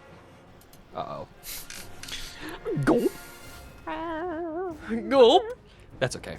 It can't get to you this turn anyway. Oh, but we're looking right at it. I see that it looks at me, and I'm like, oh, hell. And I look at him. And he looks at me. Yeah, slay. Remember that if he does hit you, you have stone skin. Absolutely. I'm not worried about it. I've taken 9 damage during this fight. Sorry, 4 damage, and that wasn't even through my temp. Appreciate it. I'm just telling you. Yes, I appreciate that. Okay, so yeah, Aegin's looking right at this thing. I think she's just going to, like, cold as steel, raise her bow and just fire 2 more shots right at it. That's a natural 20. Let's go. So one of those hits. Hell yeah. And I'm going to go ahead and also cast Hail of Thorns on that hit as well. So that's double damage. And I'm going to cast that at a 2nd level. Why not? So that's an additional 2d10. So that's going to be 4d10 plus double of whatever this is. And my you regular damage. don't have your Hunter's Mark I do. anymore? You do? Oh, yeah, because that's concentration. Thank you for pointing that out. I don't think I have Hunter's Mark anymore. Yeah, no, I don't have Hunter's Mark anymore, and that's okay. So that's 22 damage plus 5, 27 damage. Hold on. 22. Plus more. We're at 27 right now. 27 what? Piercing. And then an additional 19 for Hail of Thorns. Is that And that's attack 1. piercing as well? That is also piercing, which I have a feeling he might have resistance to, but That might be why whatever. I'm asking, yes. Holy. That's attack 1. That's it. It's also Attack 1? it's because I crit, so I got to do double of all of Damn. that. Is Hail of Thorns a bonus action? Hail of Thorns is a bonus action. Still. Damn. Right. That is 26 to hit, Mm-hmm. and we'll just do the regular damage this time around. So sorry, 50. That's 18 damage. Just another 18. All right. And my bear's gonna take a hit. And you see after your 2nd attack that it looks furious. Its eyes have changed from these like yellow slits to a deep, deep red as its survival instinct kicks in and it becomes enraged. It now has a additional +2 to its AC, advantage on strength and dex checks, and will gain one of its attack Shit. actions as a bonus action. Shit. Last thing Aegis gonna do real quick wow. is she's just gonna really casually like duck behind this wall. I imagine it's like as she's shooting these 2 attacks off, it's just like she's not very calm and focused often, but it's just like cold as steel, dead focused, like absolutely not rattled by the fact that this creature has seen her, and then she's just gonna like whip behind the wall. And now her lightning bear's gonna attack. Okay. That's a 19 on the die plus some other stuff, so I'm just gonna say that hits. Yep, that hits. Great. Mhm. And that's less Hell yeah. damage, so let's see how much damage that is. That's 16 damage, All right. and that's slashing. Say that again. 16. 16 slashing damage for the bear. Okay. All right. Oh, I'm gonna roll a d4 to see what activates on the map. That's a 1 again. Golly. Which means it's the fire? Mm-hmm. Yes. The fire erupts in a 15-foot sphere, which means the lightning bear, Canar Terror, and Cal are all gonna be in it. DC 14 dex saving throw. Bear lost. Okay. Cal, what did you get, sir? I got a 16. Is it still rolling disadvantage with Dex? Mhm. Yep, because you hexed it. Is that how we're running it? Is I'm going to, yes. okay. Because it makes sense. Otherwise, it's like, what's the point of doing it? Because all, like in combat, all it does is like saving throws. All right, you're very kind. Yeah, I do my best. Okay. So the bear doesn't take full damage. Cal and the Canar Terror are taking half damage. So it will be... The bear is going to take 11 fire damage. Canar and Cal are taking 5. And I'm going to... I don't think I used my reaction last turn, so I'm going to use my reaction now and take no damage. Didn't you use it to make a Yay. opportunity attack? You did, yeah. Oh, that's right. That's right. Thank you for reminding me. But it is your turn, Cal. Yeah, now it's at the beginning of the turn order. Yeah, now it would reset. Wait, doesn't Drauger get a turn after me? I'm confused. I do. Oh my gosh. Yeah, he totally does. I totally forgot where we were in the order. Yes, Damn. Drauger, it is your turn. You hate me. I forgot because I won't it forget got you, knocked Noah. down to its ferocious phase. I am going to move 5, 10 here. And do I still have like line of sight of the Canar Terror? Yeah, because Okay. the wall is 3/4 height, so it's not completely blocking everything. I mean, I would say yeah. I mean, you could probably not worry about the brazier that's in the way, or the that's a pit. Never mind. Yeah, you can totally do it. Okay. I'm gonna bonus action, fly my sword up. This will be the third attack that it does. Okay. Let me roll to hit with that. 20 something. 24. That hits. And so that's a D8 plus a D6 plus 8. Not good, but 11 damage with the sword. Okay. 2 of it is, so 9 damage slashing, 2 necrotic damage. And then I am from downtown pumping 2 Eldritch Blasts his way. Like, what's your range on Eldritch Blast? 120 feet. That's crazy. Mm-hmm. I double checked just to make sure I could. So I'm gonna roll both of the attacks at the same time. Hell yeah. All right. One of them was an @1, so that definitely misses.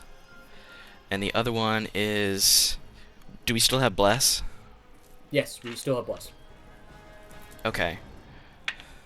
Is Bless an AoE, or is it you just choose 3 creatures, or choose the creatures? You just choose 3 creatures. Yeah. Yeah, I bless 3 creatures within my range, but then after that, I don't. It shouldn't matter. Mm-hmm. Cool. I just wasn't sure. So 19 to hit.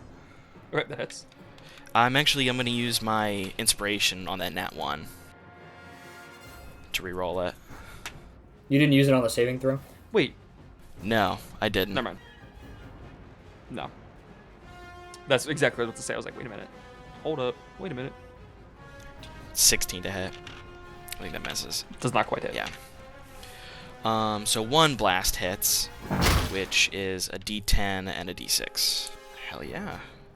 I rolled max on both. 16 damage. No way, dude. That's crazy. So 10 force, 6 necrotic. So Drauger lets off these 2 Eldritch Blasts. One of them just like barely whizzing past the terrorist's face, but the one slamming directly into it. That's when the fire activates, blah, blah, blah. Cal, it is your turn. Since I'm a bit of ways away from him...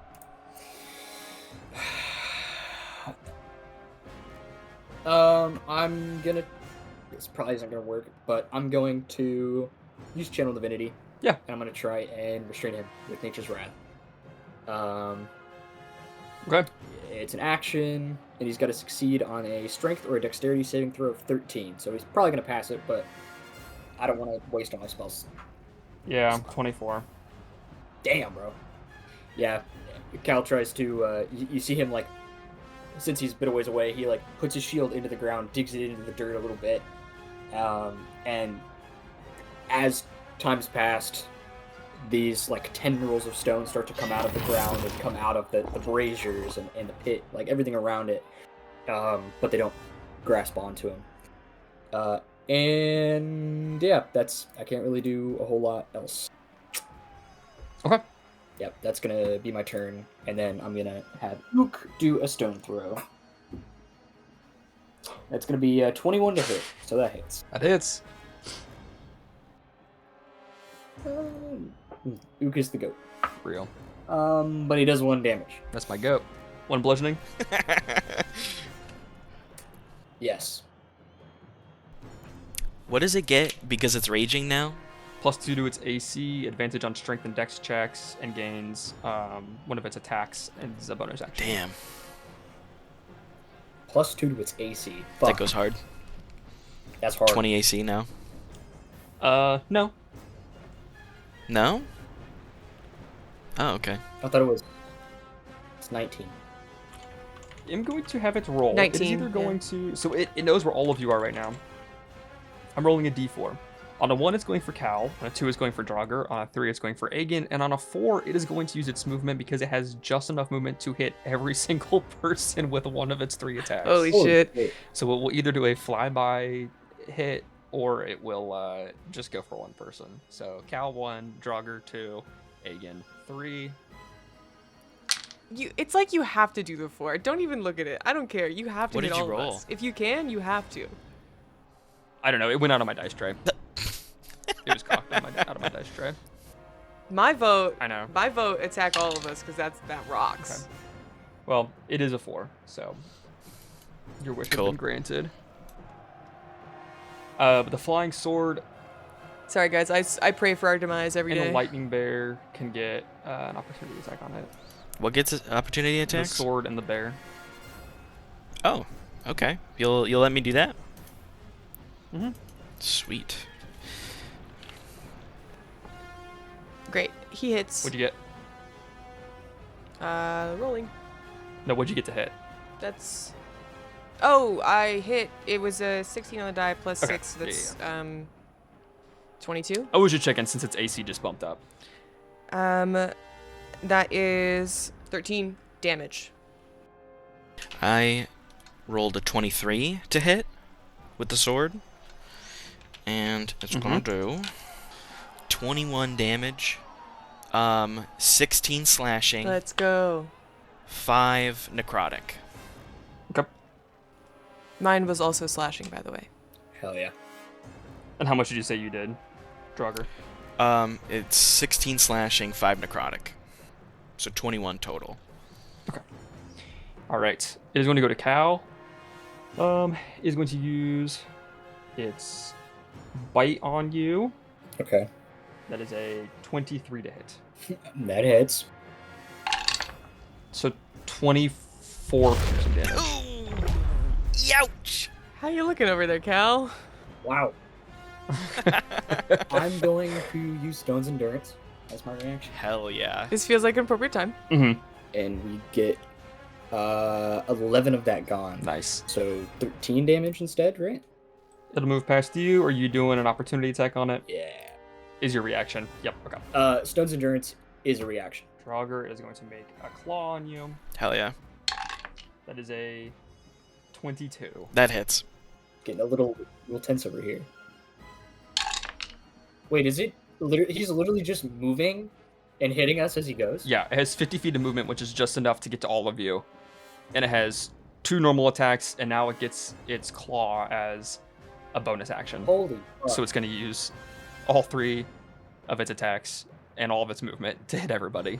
So it is running on That all rocks. 6s. That rocks so much. Bites Damn. at Cal, kind of fights against him and then lets go to keep running, slashing at Drauger to do Ouch. 20 slashing damage, and then skidding and then running and then getting on top of the ruined half wall that you're hiding behind, Aegin, and is gonna slash at you as well.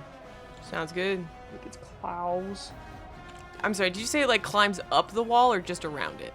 It's like a 4-foot tall wall. It just steps on top of it to get yeah, it's not using any Okay. climbing speed. It just runs That's and then so yeah, it's sick. Saliva dripping. Yeah, from the sky, dude. That's so scary.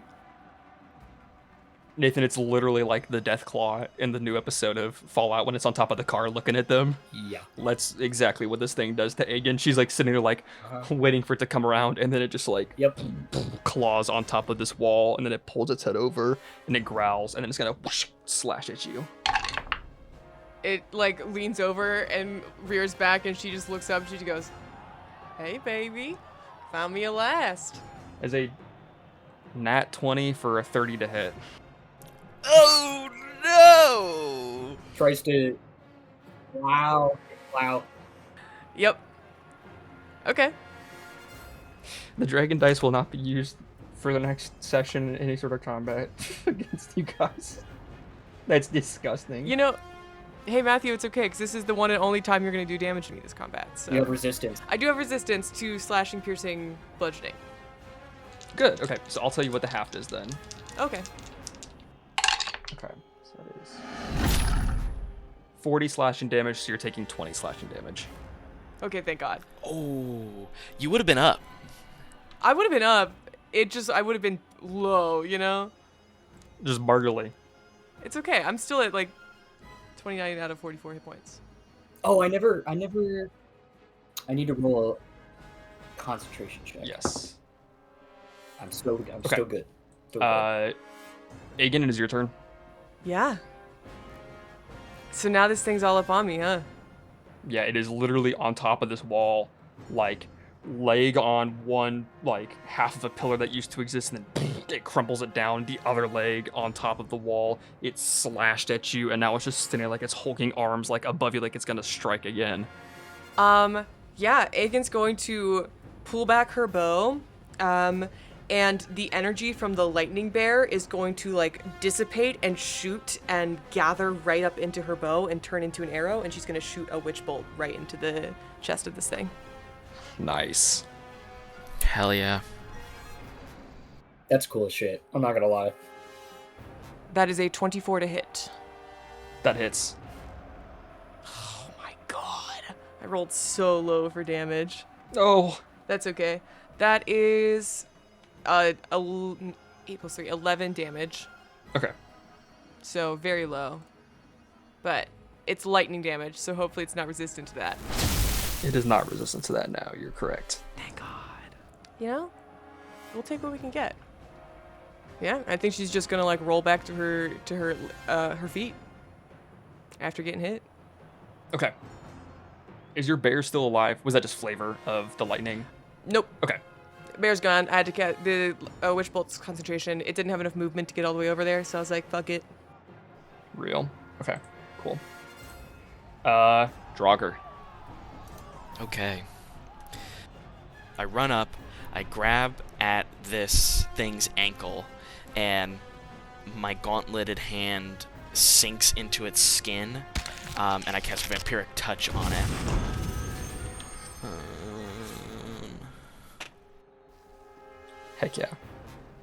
19 on the die.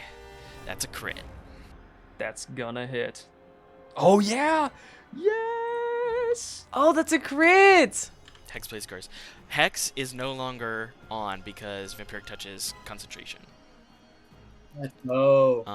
So this is going to be 6d6 necrotic damage because it's a crit. 6, 18, 16, 21 necrotic damage. Tell me how the Hangmen kill the Kanar Terror. Oh my god. Yes. Yes, we do. Yes! Let's go! Give me your God of War team up quick time event kill of the Kanar Terror. Holy shit. Okay. So Vampiric, this is fucking awesome because it's dying and Vampiric Touch heals me. I'm gonna get 19 health back. So I think I like grab it and then this thing just starts to like wither and shrivel and loses its like movement for everybody else to just do whatever they want. Hell yeah. Wow. So you're like standing there with your hand around its ankle, like making it wither and stop. Do you yell out to your team to get their attention? Yeah. I say, this is it. Kill it. So, as this thing was going after Aegin and Drauger, Cal was like rummaging through his pack going, shit, where's that health potion that they hit? And he hears Drauger say that, stops looking through his pouch, and runs up and... Do I want to use a spell slot for this? I'll use a spell slot because fuck it, this is cool. Cal runs towards it, misty steps above the creature, and drops on top of it with the warhammer on top of it. Oh, hell yeah. And I think right as Cal is like dropping down with the warhammer, Aegin just like reaches up and casts Shocking Grasp and just electrocutes the withering flesh so that it like basically breaks apart. And then as Cal brings down the hammer with the withering electrified flesh, you slice like straight down through it, splitting it in the center, and it crumbles to the ground. A horrible, bloody, scaly, stinking, electrified blob. And the crowd goes wild. I'll like grab like a horn that didn't get melted, and I'll like just hold it up into the air. Just put an arm around all my friends. I knew we could do it. I knew it. Oh yeah. We're cheesing it, man. Oh yeah. Oh yeah. I just grabbed both of them and just lift both of them up with both hands and I'm just like parading them around. You hear the audience going, Hangmen, Hangmen, Hangmen, Hangmen. as you guys are like standing there celebrating, holding the head, wrapping your arms around each other. They are just going crazy for you guys right now. Hell yeah. I just now am noticing these divas that are up in like the cushioned box seats. The divas, yes. All right, so the crowd continues to cheer as you guys leave the arena, and you enter back into that waiting room through the metal portcullis. And as your eyes adjust to the dimly lit room, you see the healer readying herbs near the wash basin, as well as a halfling woman smoking a pipe and laughing with one of the arena guards. And as you fully step into the room, her attention immediately switches to the three of you. She hops off the barrel she'd been sitting on and quickly walks over to you with a smile on her face and a hand outstretched, ready to shake.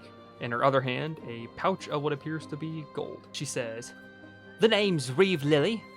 The night guards told me we had folk come in from Stoismithi overnight, and then these king helpers decided to fight in the arena of my humble taverna. I just had to come meet y'all myself." What a fight it was. Well, it's nice to meet you. That was a thrilling fight we just had. That was incredible. Oh, I was on the edge of my seat the whole time. I knew you guys had it in y'all, just hearing all about the crazy things that you had done for the king, but, yeah, fighting a Canar terror, y'all are the real deal. Here, this is for y'all, and she hands out a sack of gold. Thank you. You said you heard what we done for the king. Well, some of it at least. The night guards, they had started to hear sort of like whispers of things going on. Of course, everything that happens within Storismithi with like personal things of King Ironbeard is not, fully for us to know about, but we have heard whisperings of good deeds that y'all have done and favor that you've gained with our king. Well, we certainly have. Good to know that the good deeds are being widely known.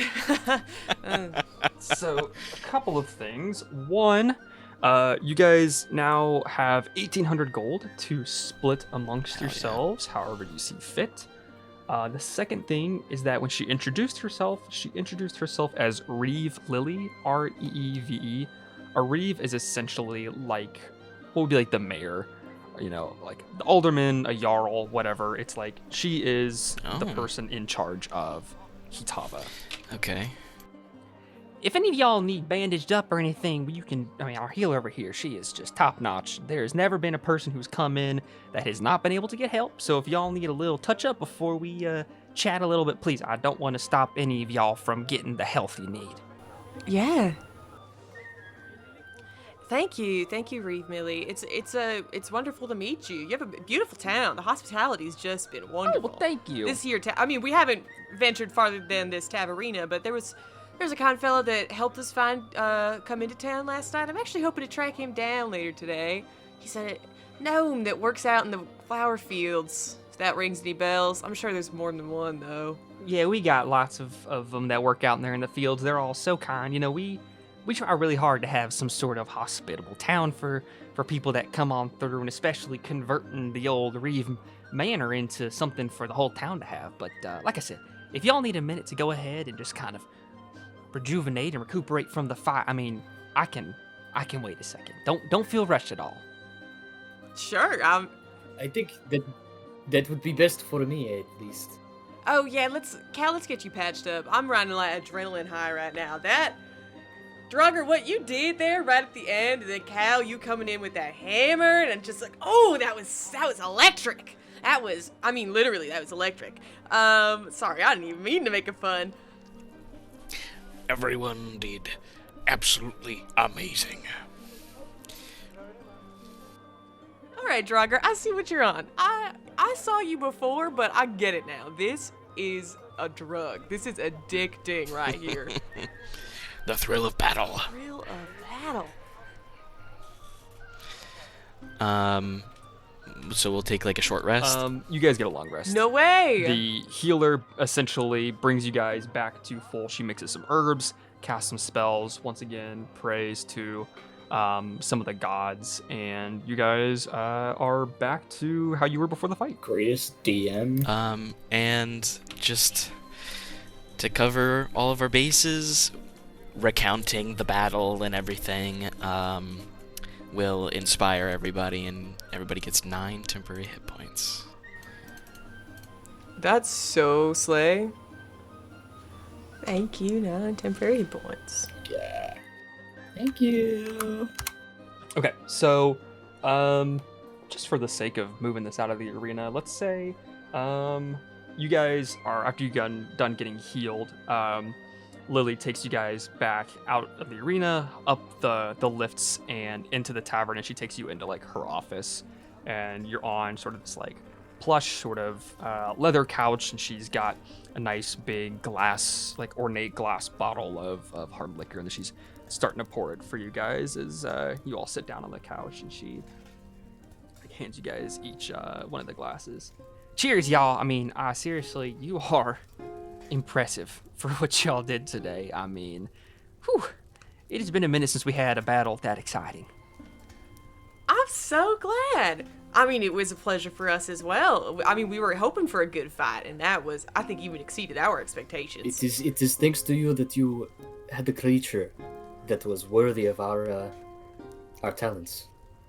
Oh yeah, worthy indeed. I mean, y'all really gave me a run for my money with that one. I never thought that a couple of strangers could take down a terror just like that. And look at y'all.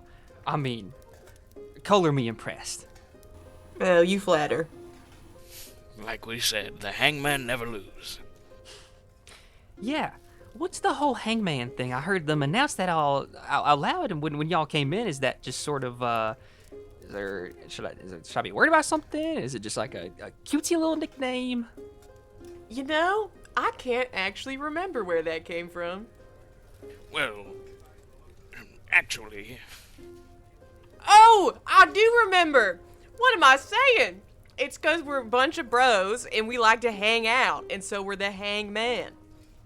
Sort of a double or triple entendre. Oh, that's so clever. I love that. Well, look, I mean, I'm happy to talk to y'all about town or anything you may know, but I did want to talk to y'all about something in particular. Alright, just to cut to the chase, I would love to name a drink after y'all in the taverna.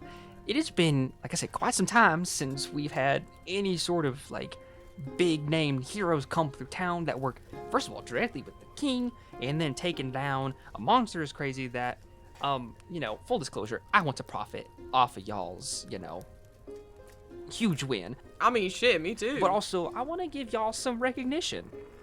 We appreciate that. We did just kill your strongest creature. Yeah. Yes, we did, didn't we? You did. I'm gonna have to have my men go out and find something else crazier than that and have y'all come back and fight that sometime. Anytime. Yeah, that sounds wonderful. Did you have a drink in mind, or did you want us to come up with something? Well, that's the thing. If y'all have something that y'all like to drink and y'all have, some sort of personal connection to a recipe that you want to have made here, I mean, shoot. I am wide open to any suggestions. I have an idea. I'm all ears. Aegin, Cal, both of you are from Isomra. Why not that brandy that we saw last night? Oh yeah, but it's gotta be like mixed with. I'm into that. It's gotta be like mixed with something though, and I feel like it's gotta be like something. So the brandy, and that's like the fire aspect of it, and then I wonder if there's like something that's like real icy or like minty. And I think Aegin is just continues to describe the most like fucked up cocktail you've ever heard in your life. Like whatever the worst combination of alcohols. She's just like, yeah, you're gonna have the brandy, and then you're gonna have also some Kahlua in there, and So I imagine some peppermint schnapps. And the bartender has to spit in your drink. Yeah. Elberthal has Kahlua, and I didn't know about this. It's knockoff. It's Walmart brand. All right, so it sounds like you've got a lot of ideas, but sounds like the base is the Somro brandy. Is there anything in particular that stands out to y'all about putting with the brandy? I mean, lots of good ideas from you, but a lot we need to narrow it down to, I think. Would Isomra have like some kind of? Okay, I'm pulling from Skyrim here, but in like the northern parts of Skyrim, they have snowberries and shit. Would Isomra have some kind of like fruit or thing that is resistant to the cold, but it's still kind of, I don't know, Edible? some shit Absolutely. like that? I was actually just reading over the doc to see if I want to like specifically mention, but it says like they've adapted to be farmers of spices and berries that grow at high elevations, breed woolly creatures to use in clothing and trade. So yeah, I mean some sort of spicer berry or something that's like grows up It's a there. spiced berry. I'm into that. Drauger, I don't want you to feel left out of this though, because we're really repping the flag of Cal and I over here. But is there something that feels particularly Drauger flavored that you could pull from? I don't know. I just feel like putting like a rusty nail in there could be fun. Get a little iron taste. A rusty nail. That's, yeah. Yeah. That's what we think of me. It's like at the bottom of the tequila bottle with a worm. No. I'm just thinking like you're made out of metal, and so it's like you could put to like there's when you lick rust, it has more of a metal taste than just licking regular metal. Don't ask. Oh, okay. Well, we're not putting rusty nails in our patron drink. Maybe this was a bad idea. What do you mean? The alcohol sanitizes it. I think Drauger's like... Drauger's like... I think it's fine with what we have. Whatever. What about a copper coin? At this point, you're just making fun of me. What happened? In the last 5 minutes, what happened? No. I'm sorry, Drauger. Okay. I think we take Isomra brandy and add in some Isomra and berry puree or whatever the fuck, I don't know. Then throw in some kind of metal for carbonation, and then cast some kind of frost spell on the top. That's kind of fun. Or you could just look at your whatever bartender's working that night and do the first two things, and then say whatever a man of metal Do we need needs to go use. outside and settle something? What is And they happening can right decide. now?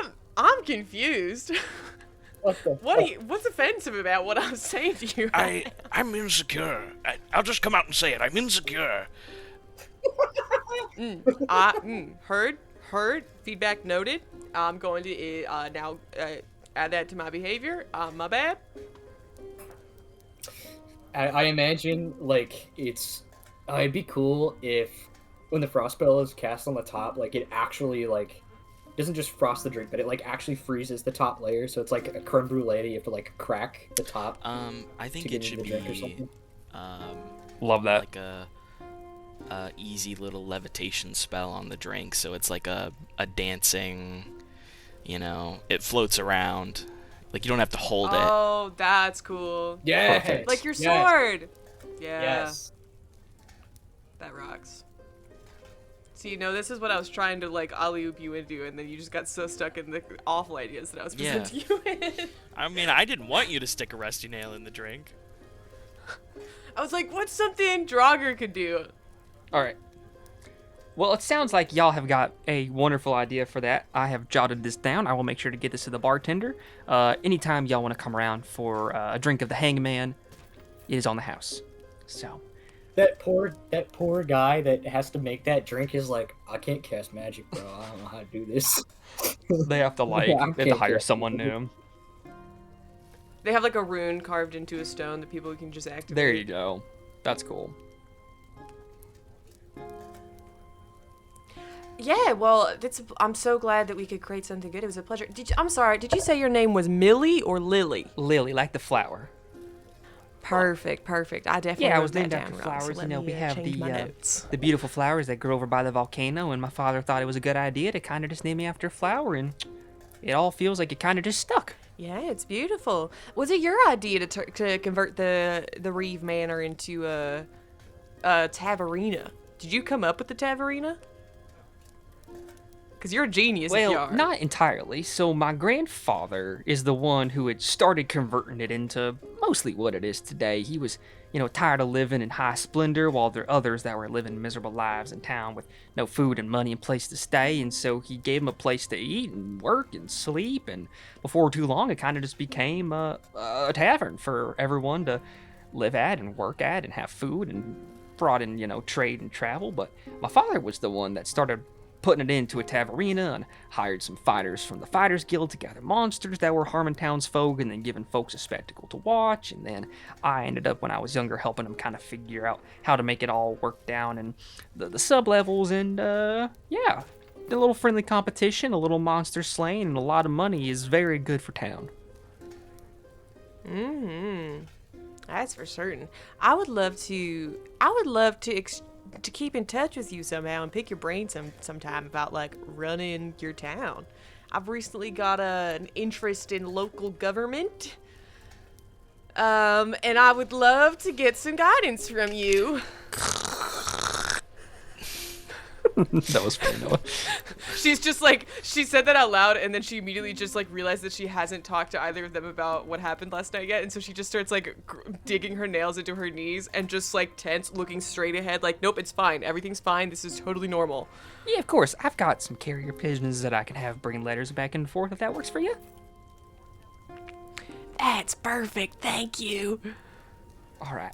Well, is there anything else that I can do for y'all folks? I mean, I'm very excited to have you here. I mean, hopefully, eventually, y'all can come back in town. You're welcome to fight back as high honored champions. You've earned the same respect as the twins. They've been fighting for over a decade at this point. So anytime y'all want to come on by and be sort of a big old champion to fight against and earn a lot of money, be my guest. Absolutely. I'm in. I don't know about them. Y'all? Certainly. That sounds good to me. Before we get out of here, I was a little curious. We noticed when we were coming in last night that there's the body of one of the runic colossi on the edge of town. Is there anything you could tell me about that, or am I better asking questions over by the temples? Well, I mean, I can tell you more or less the basics. It was here, when my grandfather was around in town. It fought during the age of the Colossus, the Third War, and I mean, it's been there ever since. It was destroyed in the middle of the war, and it's got enchantments to make it so it's not able to be moved unless by a giant hand, and so it's just kind of become a staple of people to go look at it when they come through town. It's a tangible piece of history that kind of sits in the middle of our town. It's, strange place for it to be, so close to the volcano of a king, and it draws visitors every now and then. And at this point, I think the people here just kind of realize that it's just another thing in town, like the bathhouse or a temple or something. But I don't know, for folks traveling around, it's something kind of cool to go and see. Yeah, it is pretty cool. Well, thank you so much. Well, if y'all need anything, I'll be downstairs. I got some things I gotta do, but please finish your drinks, spend a little time on my nice comfy couch, and hopefully I'll see you around town. Thank you so much, Reeve Lily. It was a pleasure meeting you. Oh, Yeah, likewise. Yeah. All right. Reeve Lily leaves the room, leaving you guys in there by yourselves. Just kind of like a nice little sitting room. Still have some drink there. It's up to you guys if you guys want to make your plan now for what you want to do. If you want to go into town and make a plan, you do whatever you want. The town is open to you. You got the map. You got the point of interest. You just let me know what you want to do. I think make a plan first and then go around town so that we know what we're looking for, stocking up on, etc. Yeah. I would like to go to the Colossi, but also to see there is a Temple of Drauger here. Yeah, absolutely. I was definitely interested in checking out that runic Colossus corpse. Just getting, I don't know, seeing what I can learn. Though I also want to hit up the shops, because never have this is quite literally the richest I've ever been in my entire fucking life, and I want to go ball out. I would like to see if we could pick up a few potions, scrolls or something that might be good, just in case we see another pit that we need to get to the bottom of. Oh, absolutely. And since we're talking plans, that's just today, but we're heading out later tonight, right? Or we heading out tomorrow morning? But whenever we head out, where are we going next? Who do we think has the most pressing thing? I'm definitely interested in getting that reward King Ironbeard promised us, but Cal, it seemed like Thea's whole thing we might need to be putting a stop to first. Yes, I do not know. Well, I can only assume that he would harm the Dragonborn, and I do not wish him to do that. I understand we have the reward from Lion, but that will be there. That will be there, yeah. Let's save people's lives first, huh? I think it is. I'm not sure it would rest easy on my conscience if we just ignored what he was doing. Yeah, absolutely. I think if you guys are okay with it, I think that is where I would like. Yeah, that's good. That's cool for me. I mean, Drauger, you were the one who suggested putting a stop to Thea's whole deal. Yes, I think we should certainly do that first. And then afterwards we could head back, get the reward, and then possibly head into Kalgorath for the next key. Yeah, that seems like a good plan to me. I don't know if you're as interested as I am, Drauger, but the whole White Clugs deal with how they're converting Drauger and like infecting, I wanted to learn more about that. Like, what's going on? Why? How? All of that. Yes, It's unsettling to me. I am certainly unsettled by it. And it would be good for us to know what their plan is, but we cannot walk right into the middle of them. It would have to be possibly in the dead of night. We sneak. Are you saying a stealth mission? I think one of us is very good at stealth. See, I'm very good at stealth. I told you this last night. I could be stealthy when I need to. Then I think it's settled. Norwood, then the reward, then Larian, then Dalcaldor. Alright, sounds like a plan. Oh, I'm so excited to go to Norwood. I read a book about Norwood once. They had an illustration of the forest. I've never seen trees that big in my life. You know, speaking of Norwood, last night. Oh god, are we talking about last night? I think we're talking about last night. Oh shit, okay. I communed with Ephirth. Oh! Oh, how'd that go? This is it. I was given, a few memories for my service. Drauger! I used to Of be what did you learn? I used to be one of Stravethi's chosen, it seems.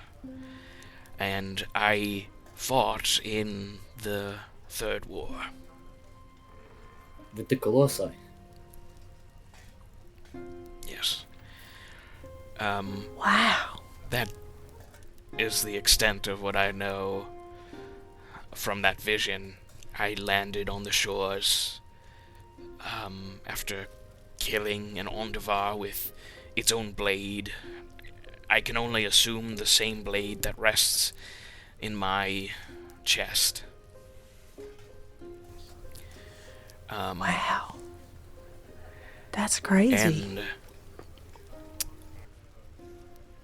the other vision I had was of...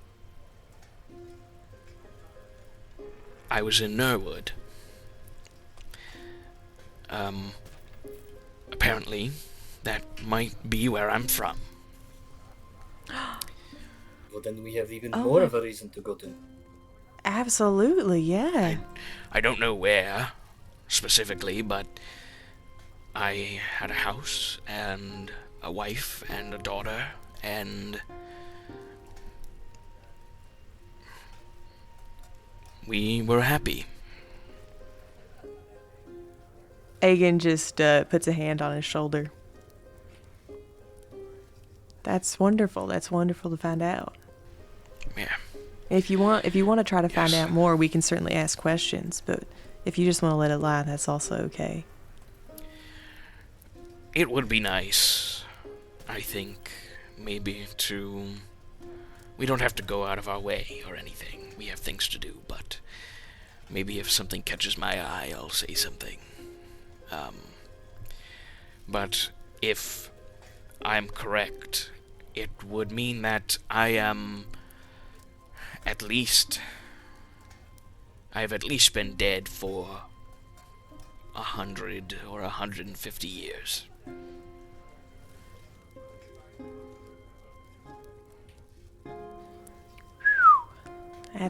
That's quite a while. Well, for some people, that's quite a while. That is. I suppose we'll see. Perhaps there is still someone around that might know something of who you once were. Perhaps. Do not feel bad about speaking up. If you feel that something comes up that you Thank you. I would like to I know or certainly like will. to explore, just say something to us. You are one of the Hangmen. Yeah, We must stick together. If we don't, we we will will not win. win. Ooh, what was that accent? We won't win.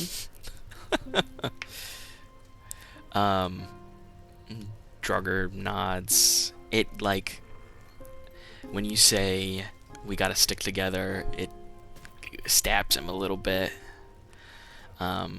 Because he knows that he took a deal that says he needs to do a favor, and he doesn't know what that's gonna be. We'll find out. But enough about me. Yeah. Aegin, you might have something to tell us. Yeah. Oh, is it my turn? I don't know, gang. It feels like we're hanging out. We're having such a good time. I mean, Drauger, you said earlier Well, yeah. today's not about emotions. What is with your interest in local government? I do not. That seems. I know I you like to know a lot of things. So like perhaps to that is know. why. Okay. So, you remember how I told y'all? Perhaps you are interested in the culture of. I mean, Osiris that's or also something. true. That's certainly also true. But no, I'm gonna be the next ruling monarch of Asomra. What? So you guys remember how I told you about Malcove and why he's hunting me down? Did I tell you why he's hunting me down? My brother Bart and I and our friend, a friend of ours, started a revolt, essentially. He was doing research into trying to make the process of getting folks' souls to the archway easier. He was trying to find containers to it didn't start out as a container. It was a bunch of ideas evolving over our lifetime, but we've always been interested in trying to help souls get to the archway better, and the infrastructure in Asomra is just not set up to helping folks out in that way. And so we just it started as this fun, like, what if we were the rulers of Asomra deal, and then turned into full-blown revolt. Told you this. He battled the king, was cut down. And then I ran because I, didn't want his ideas to die with me. The other person we were doing that with is Malcove's daughter, and she visited me last night. And it was a lot to take in. She's not hunting me down, by the way. So apparently there was a whole group of Malcove's men in town, and then she saw me. My mind was not where it needed to be. I should have asked her how she knew we were in town, because then I could cover our tracks better, but, c'est la vie. She said that anyways. she saw you guys entering town while she was looking out a window on patrol. Okay, great. Cool. And she told me that the king of Asomra, King she said that King Kalyaru is floundering. His paranoia's gotten pretty extreme, and that public support has gotten pretty low, and that there's a ripe opportunity for this revolt to continue. She asked me to try again, and I said yes. Why does Malcove's daughter... Why... What does she not... She does not want to side with her father? Is there... That confused me a little bit too. I gotta be honest with you, I didn't know she and I met under much different circumstances. She and I met whenever I was taking my ma to the archway, and it was a tough time for me. And obviously didn't know who she was. Then we kept in touch.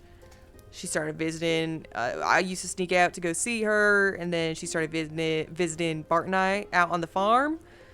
And she would always just, bring us this stuff. So it's I knew she was a part of, some sort of mercenary something or other, but I just kind of assumed that she was one of the good ones. So, you are saying that you trust her? Well... Despite the fact that her father is Malcove. Yeah, I'm not... we both know who Malcove is. Yeah, we both know who Malcove is. And you know his daughter.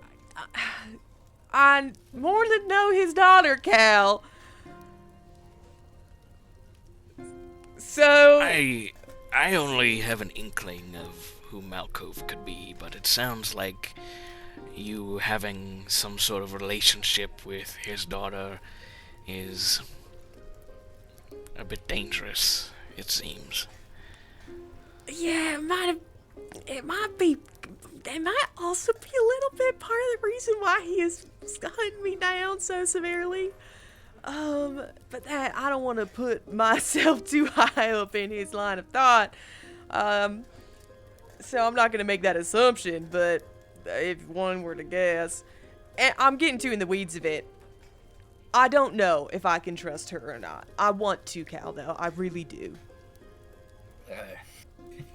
It seems that we both are having trouble with people in our past. Oh, trouble. Trouble for sure. Trouble is just the tip of the iceberg. She was, I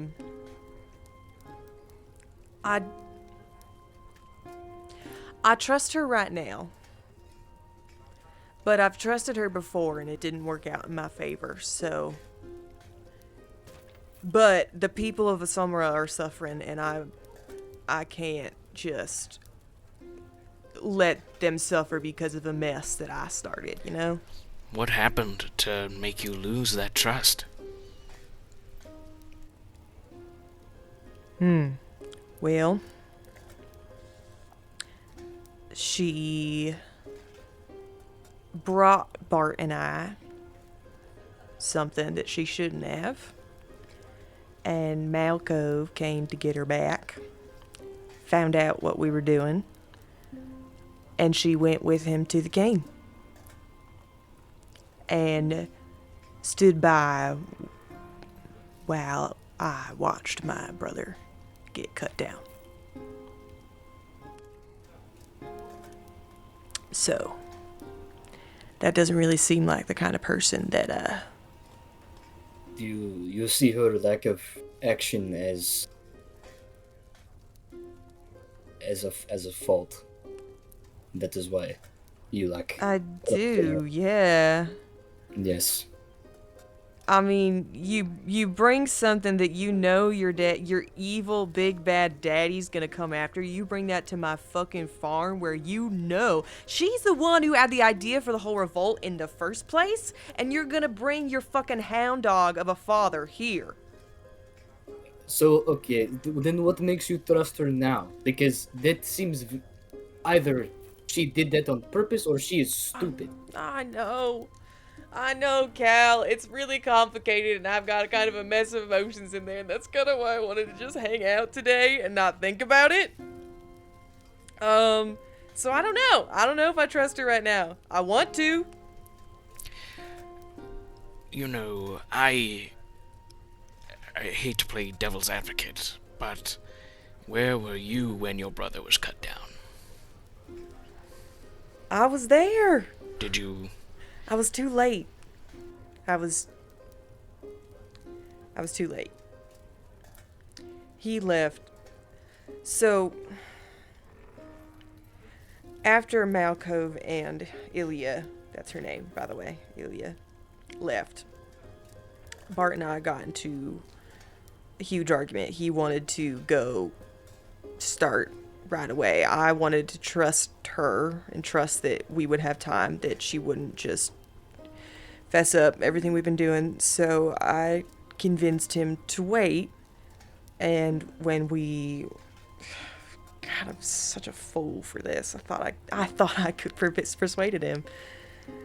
But I fell asleep that night and he left, and I didn't find out he was gone until next morning.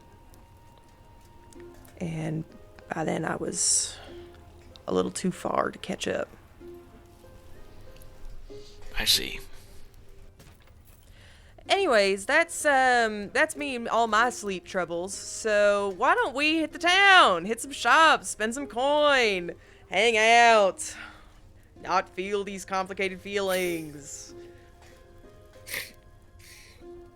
Well, I think it is good that we at least know this is happening and know why Melkov is after you.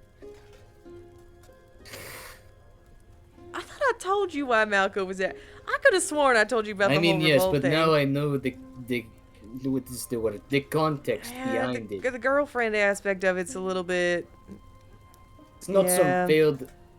It's not I'm completely sorry just some failed revolution. You are very, very connected to Malco. Yeah. I know. I'm sorry for holding that one back.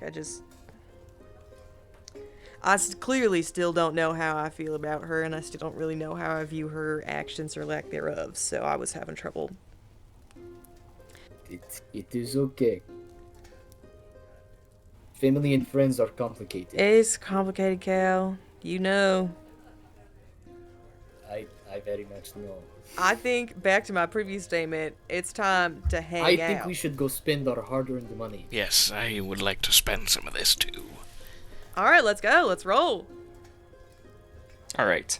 Are you guys headed to the stores first or to the dead Colossus and temples first? Stores. Stores will be quick. Our stores. I think stores. Stores will be quick. All right. Aegin, we'll start with you. You just tell me what stores you like to go to, and we'll just kind of quickly do it so people know if you guys buy anything. So that way in future episodes, they will know potentially what you got. So where would you like to go? And if Nathan or Noah, you guys have overlap with it, let me know, and we'll let you guys do everything you want. Do we want to do all of our shopping off podcast? Because I think that might be smoother. And we can just be like, this is what we did and what we bought. Okay, so we'll go through all the shops off camera. So for the audience, you guys aren't going to hear any of like the shopping stuff. We got a little bit of time limit. Also, we're not going to make you sit here and listen to us debate how much things are going to cost for the next hour. So they'll get new items off screen, and we'll probably have them kind of say a couple of things that they got next time around, just to kind of, you know, catch everybody up to speed of where the characters are with magic items.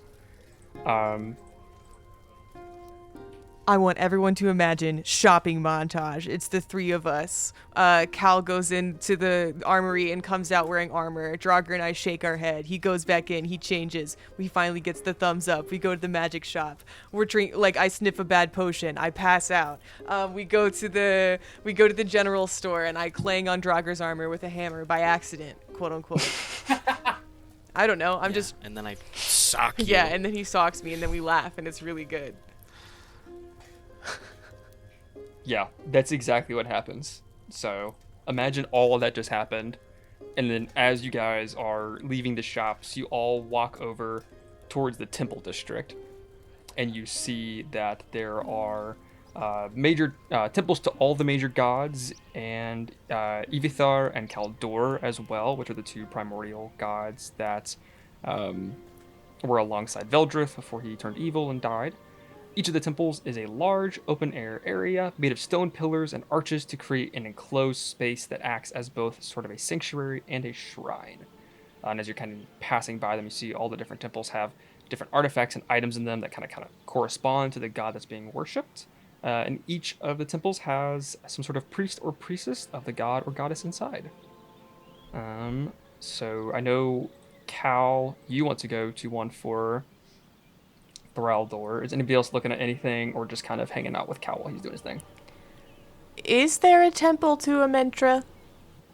I would say there's probably like a small shrine to Amentra. Mm-hmm. Okay, good to know. I'm gonna hang out with Drauger.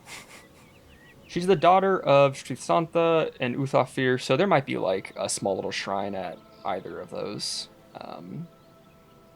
temples for their daughter. So does Eforth have shrines? I feel like the archway is like his. That's like the only one. Yeah, so it's because everybody goes Eforth there. Doesn't really have. I mean, there are some little like shrines of like a stone archway and then a bowl with water in it, or like a little bowl with like a flame that's always going. But people don't tend to like super worship Eforth because they're kind of scared of him, quite frankly.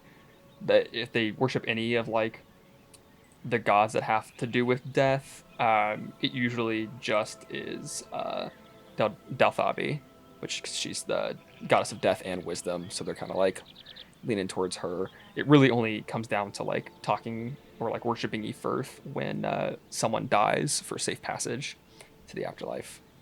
So there are a couple of small like shrines, but he doesn't have like a full-on temple like the other gods do.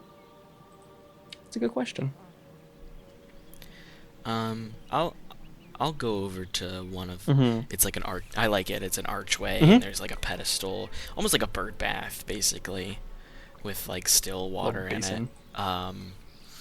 and I think I want to, I'm just going to do a really quick pray, maybe like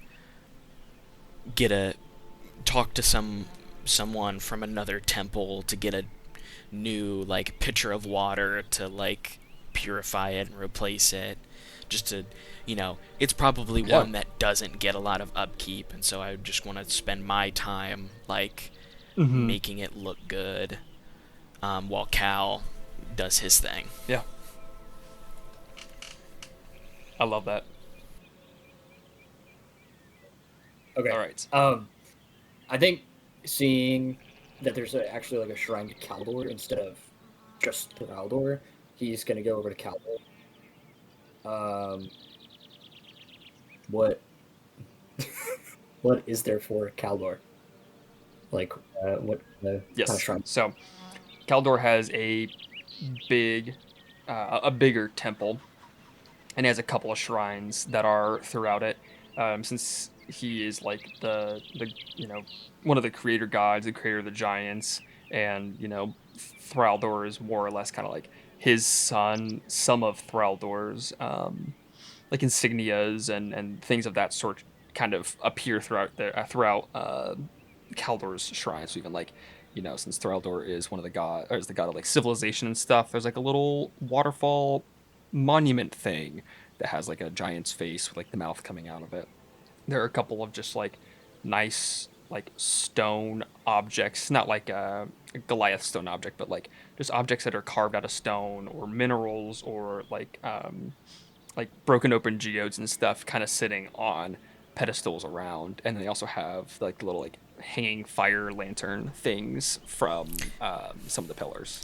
The pillars are like the open geodes, so they're kind of like rough and smooth, and maybe the statue's face is like crying.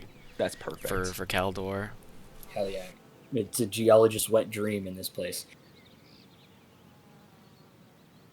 That's cool. Yeah. I'll look up to that one. The crying face. You see Cal walks up and he takes his shield out and puts it in front of him so the runes are facing him. And he sits to do like a prayer that he does with Drauger. And he does a quick prayer. He goes, I have come, I have seen, I have walked the path of stone. I need guidance, Kaldor. They is doing what he has taught, but it does not feel right to me. And I worry for my brother and his death. Kaldor, give me guidance. That's okay. Give me a religion check. That's 19. So as you open your eyes and you look at the runes on the back of your shield, they've changed for a moment. And now the top row reads, trust the path that you were on. And the row underneath that says, find me. Oh, shit. Oh, damn. Find me. He's not dead. Just fucking say that again. So, follow the path that you're on. Mm-hmm. And then find me. Which all but confirms to Cal that this god is alive. I don't think Cal really knows how to show any emotion here, but it's about as close as he can get to, like, crying. Stoic, like a statue. He's very stoic. And he slowly stands up, he picks up the shield, puts it back on his back, and he just is very silent. He just walks out the area of the shrine, out of the building, and just kind of goes over to wherever they were going to meet up. Are you guys... Go ahead. While while those two, like, Aegin thinks she's gonna like hang out with Drauger while Cal's going into the temple, and then she sees Drauger like goes and is doing some like shrine maintenance, and she's just like, oh hell, and so she's just gonna like kick her feet and like very casually walk to the shrine of Amentra's parents, and just like stand outside the door and like kick rocks, and she's gonna like thumb the symbol of Amentra that she has in her pocket, and she's I don't know, just gonna be like, I don't know if it's because of you that I've gotten all these cool lightning powers recently, or that lightning magic's so easy for me, but if it is, thanks. And if it's not you, then forget ever said anything. And she's gonna walk away really fast. Why don't you give me a religion check? Okay. Ooh, Aegin's first religion check. Guys, I have a +1. It's an 8. Yes, you feel a like little static shock as you remove your hand from the amulet and you quickly walk away. Whether it's from Amentra or because you're staticky, you don't know. She feels this shock, and she's just like, whatever she doesn't know, Okay. but she is gonna walk away faster now. So you guys kind of meet up. Were you all still going to go see the Colossus, or was you talking to Reeve Lily like what you want to do with it? I mean, we can like see it from here, right? Yeah. I mean, if there's more we could glean from looking at it, then sure. Mhm. But if she told us all there really is to know about it, then No, not really. I'll just tell you this. So you guys are kind of like walking closer to it. And you, two things. One, you walk past a temple of Freythur, the god of peace and hope, and you see a group of tiefling monks standing around a statue in there. And as you look at the Colossus, you see that it had kneeled on the ground with one hand raising a giant halberd in the air, while the other arm is detached and nowhere to be seen. The 30-foot tall Colossus has like moss and twisting vines and flowers kind of like taking back over the stone body, as though Arsted is kind of like claiming this relic. And I'll just say you guys kind of feel like there's a magical aura that surrounds the Colossus, particularly around the open port of the broken vent panel in the back. And you all know this is where the power core would be. So there seems to be like a just sort of residual magical aura energy from the power core that used to be in this thing before it broke and died. so just to be clear, we have a key already, right? No. No, we You don't have not the gotten a keys. single key yet. We got okay, Correct. so that right, that's what we're trying to do. We got the quest. Yeah. Yes. Um, Yes. And you said that only giants can like activate it. Only giants can move them if they Can die. move it. Okay. That is what Reeve Lily told you, yeah. Can what if how big is it like Iron Giant sized or is it like bigger than that? It's Okay. 30 foot tall.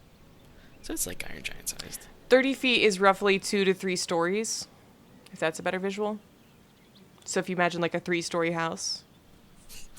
Can it can it just be like that tall? Just 50 feet tall. Mm-hmm. I mean, I don't see why not. Yeah, literally, I just got 30 because that's what it said on like the D&D page about it. But I think it's okay. cooler if it's bigger anyway. This is my world. They're 50 feet tall. It's Iron Giant sized.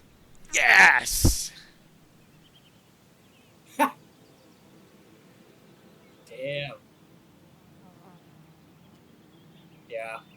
I'm like imagining a fucking army of them crossing Kanar, and they're all fucking a bunch of iron giants like going across.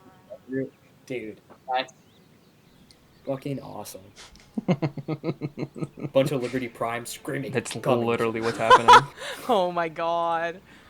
Scary. Okay. So scary. Is there anything else you guys would like to do while you're over in this temple and Colossus area? Aegin's just taken a very detailed sketch of what this Colossus looks like and everything about the power core that she can sense. Drauger's good to go. Cal is just sitting with the revelation that Kaldor's alive. So All right. So you guys have done your shopping spree. You've gone to this temple now, and Cal, you get the sense that Kaldor is alive somewhere and wants you to come find him. And you have your next mission to go towards Nerwood.